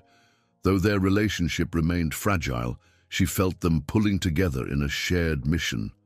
"We'll face it together. The important thing is, we're not alone." He looked at her, gratitude softening his gaze. "I'm glad you're still here." A rush of emotion swirled through her. She wanted to say more, to voice the complicated feelings in her chest, but words eluded her. For now, it was enough that they found unity in protecting the place that had brought them together. Despite the swirling threat of corporate power and their unresolved personal issues, they clung to the hope that love and a determined neighborhood might still prevail. Over the following days, the Moonlight Coffee transformed into the heart of a grassroots movement. Flyers covered the windows, rallying calls to protect local businesses. Hashtags trended on neighborhood social media pages, urging residents to support the cafe by buying coffee, attending gatherings, and signing petitions. News vans occasionally parked outside, filming segments on the little coffee shop. Fighting a corporate giant, Isabella worked tirelessly, balancing her commitments at Lydia's atelier with the flurry of activism. She saw the cafe filled with customers, more lively than ever, and it brought her joy. Yet beneath her cautious optimism, she felt the strain, still uncertain how long they could sustain this resistance without a definitive resolution. One morning, a surprising phone call came from the cafe's landlord. He requested a meeting with Liam, Isabella, and Natasha to discuss the renewal of the lease. Hope leaped in Isabella's chest. If they could lock in a solid lease, Reyes Enterprises would have a harder time displacing them. That afternoon, they gathered in the cafe after closing hours. The landlord, a grey-haired man named Richard Carlton, sat with an air of contemplation. Natasha introduced herself formally, explaining her partial investment in the business. Liam described the cafe's growth and the community's dependence on it. Isabella chimed in with stories of neighbors who viewed the Moonlight Coffee as a safe, welcoming place. Richard listened intently, occasionally sipping a cup of espresso. "I've owned this building for years," he finally said. "I won't lie. Reyes Enterprises contacted me with an offer to buy. It's substantial." A hush fell. Isabella gripped the edge of the table. She could almost feel Liam tense beside her, as if the mention of his family's company was a direct stab. Richard continued, eyes moving between them. "But I also see what you're doing here. The turnout, the community support. It's admirable. I'm willing to renew your lease for 5 more years, with an option to extend, as long as you can match a portion of what Reyes offered in good faith. Let's call it a gesture of commitment." Natasha leaned forward. "We're prepared to invest capital, perhaps not on the scale of a massive conglomerate, but enough to show we won't fold under mild pressure." Richard nodded. "That's all I need to know. I'd rather see this cafe thrive than become another soulless chain. If you can gather the funds for a higher monthly rate, within reason, I'll sign on." Relief flooded Isabella. They exchanged more details, drafting preliminary paperwork. Liam's face lit with cautious optimism, though Isabella noticed the shadow in his eyes. He still carried the unresolved burden of his identity. When the meeting adjourned, Richard left with a handshake, and Natasha walked off to make a phone call. Isabella gently touched Liam's arm. "We did it," she breathed. "At least it looks promising." He nodded, exhaling. "Yeah, it does. It won't be cheap, but with Natasha's help we should manage." Then he looked away, swallowing hard. "But there's something I have to do, something to protect everyone in the long run." Her pulse quickened. "You mean confronting your father?" He met her gaze. "I can't hide forever. Dominic's threats won't just vanish because we have a lease. My father might still buy up other properties, slowly edging people out." A tremor underlined his words. "I need to make my stance clear." She hesitated, recalling how reluctant he was to re-enter that world, but she also remembered the weight of the secret he'd carried. "Do you want me there?" A poignant moment stretched between them. He reached for her hand, eyes pleading. "If you're willing, but I know how much I've hurt you." Her heart twisted with conflicting emotions. Then she recalled how far they'd come and how deeply she'd grown to love him, despite the pain. "I'll stand with you," she said softly. They arranged a meeting with Dominic Sharp, requesting he bring Hector Reyes if possible. A time and date was set for the following week, a neutral location in a high-rise conference room downtown. The days leading up to it were a blur of anticipation and nervous energy. Word spread that Liam intended to confront Reyes Enterprises about their development plans, though no one but Isabella and a few close friends knew the full truth of Liam's identity. Finally, the day arrived. They rode the elevator up to the 30th floor of a glass and steel tower. Isabella's stomach churned at the sleek corridors and polished marble floors, a world away from the cozy neighborhood vibe they cherished. Liam seemed calm but on edge, shoulders tight beneath his neatly pressed shirt. Inside the conference room, Hector Reyes sat at the head of a glossy table, flanked by Dominic. Hector was a formidable figure in his late 50s, tall, sharply dressed, with an air of authority.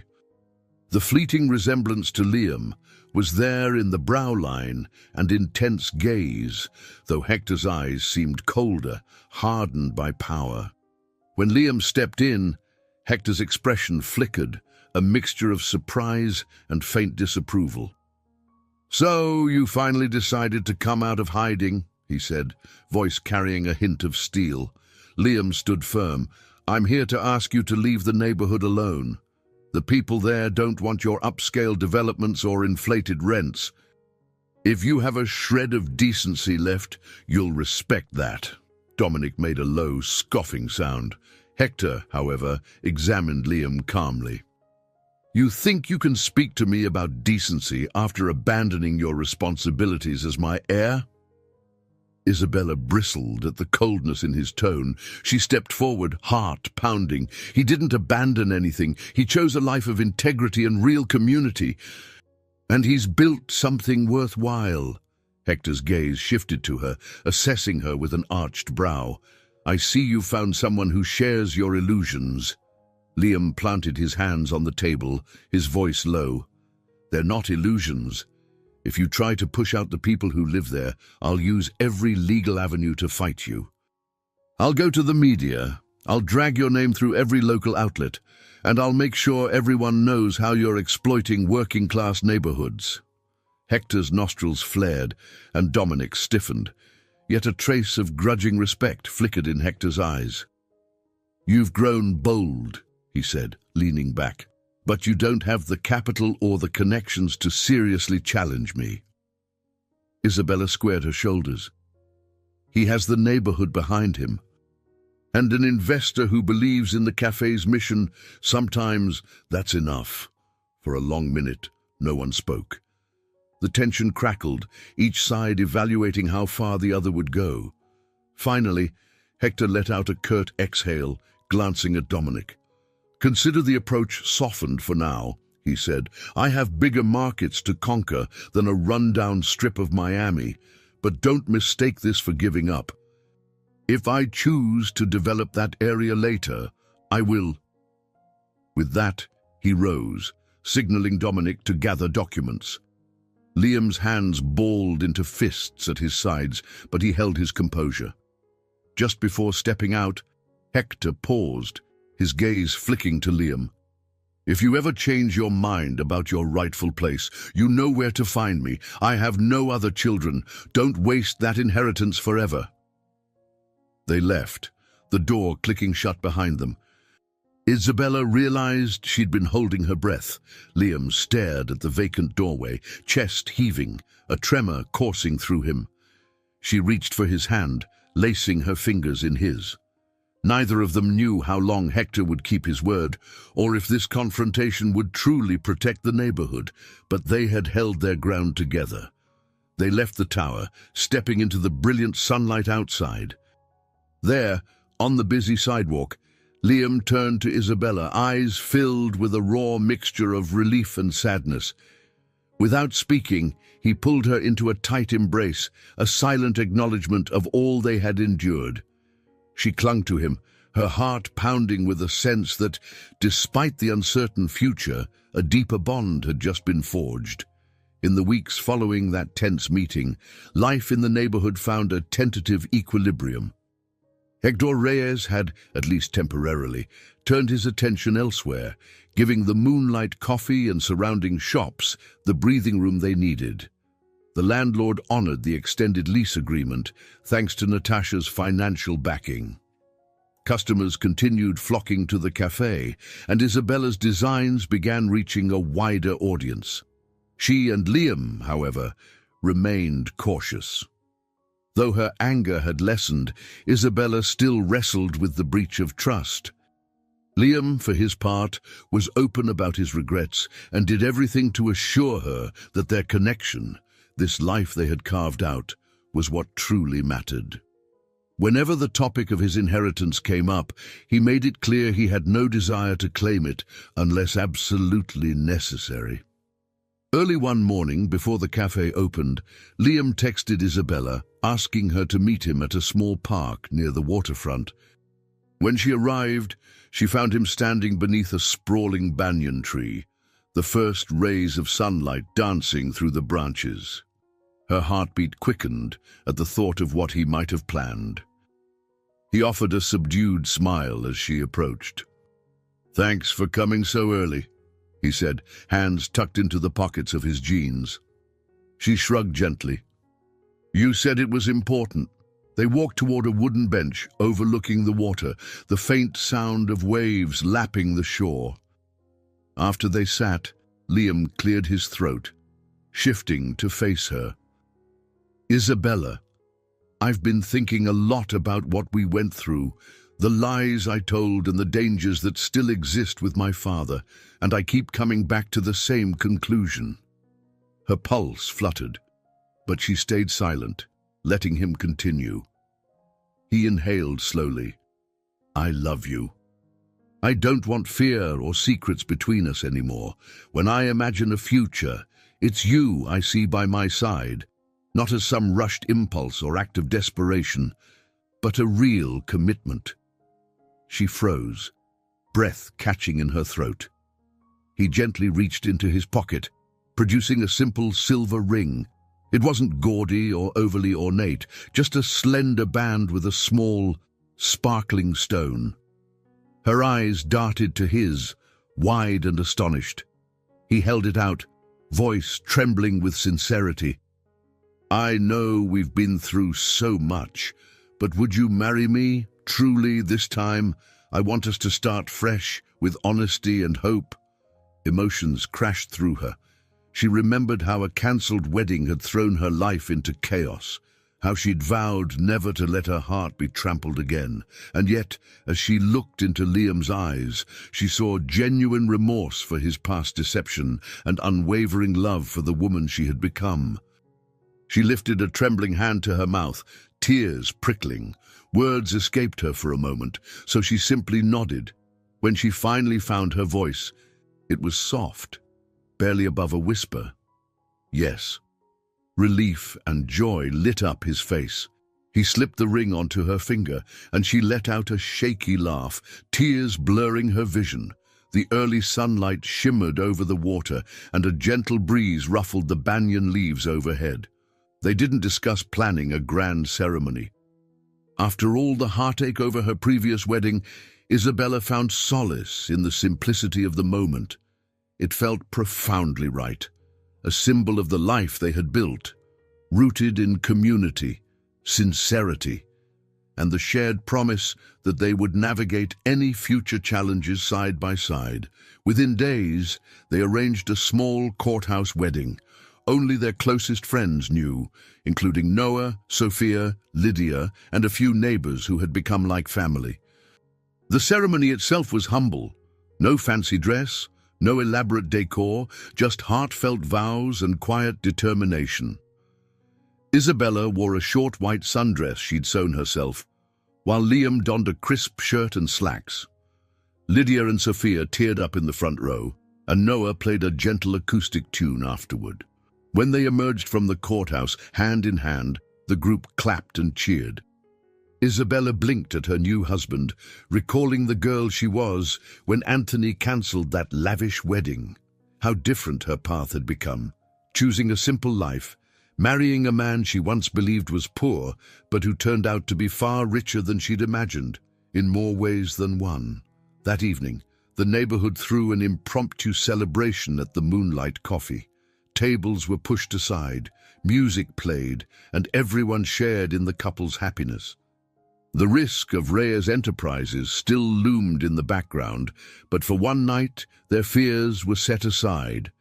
Laughter, dancing, and warm embraces filled the cafe, reminiscent of the sense of unity that had defined every step of their journey. Isabella felt an overwhelming wave of gratitude. She and Liam had discovered that genuine love and mutual respect could overcome even the deepest betrayals. Looking around at the smiling faces, Noah, Sophia, Lydia, and the rest, she realized her life had grown richer in ways she never foresaw.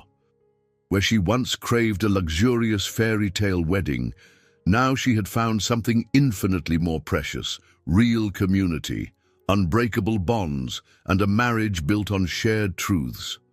Late that night, after the festivities ended, she and Liam stood outside the cafe, newlyweds under the Miami moon. Their hands intertwined, the simple silver ring glinting in the soft glow of a street lamp. The future remained uncertain: family complications, business pressures, the possibility that Hector Reyes might return. But in that moment, none of it overshadowed what they had created together. He squeezed her hand, voice husky with emotion. "I never thought I'd be lucky enough to find someone like you." She leaned against him, exhaustion and happiness mingling. "And I never thought I'd trust someone again after Anthony, but here we are." They shared a tender kiss, the faint hum of city life surrounding them.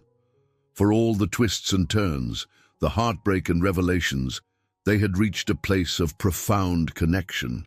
In that quiet corner of Miami, they began a new chapter, hoping to nurture a world in which love, honesty, and community truly mattered. I hope you enjoyed today's story. Subscribe to the channel so you don't miss more stories like this. Leave a like and comment below what you thought of the story. See you in the next video.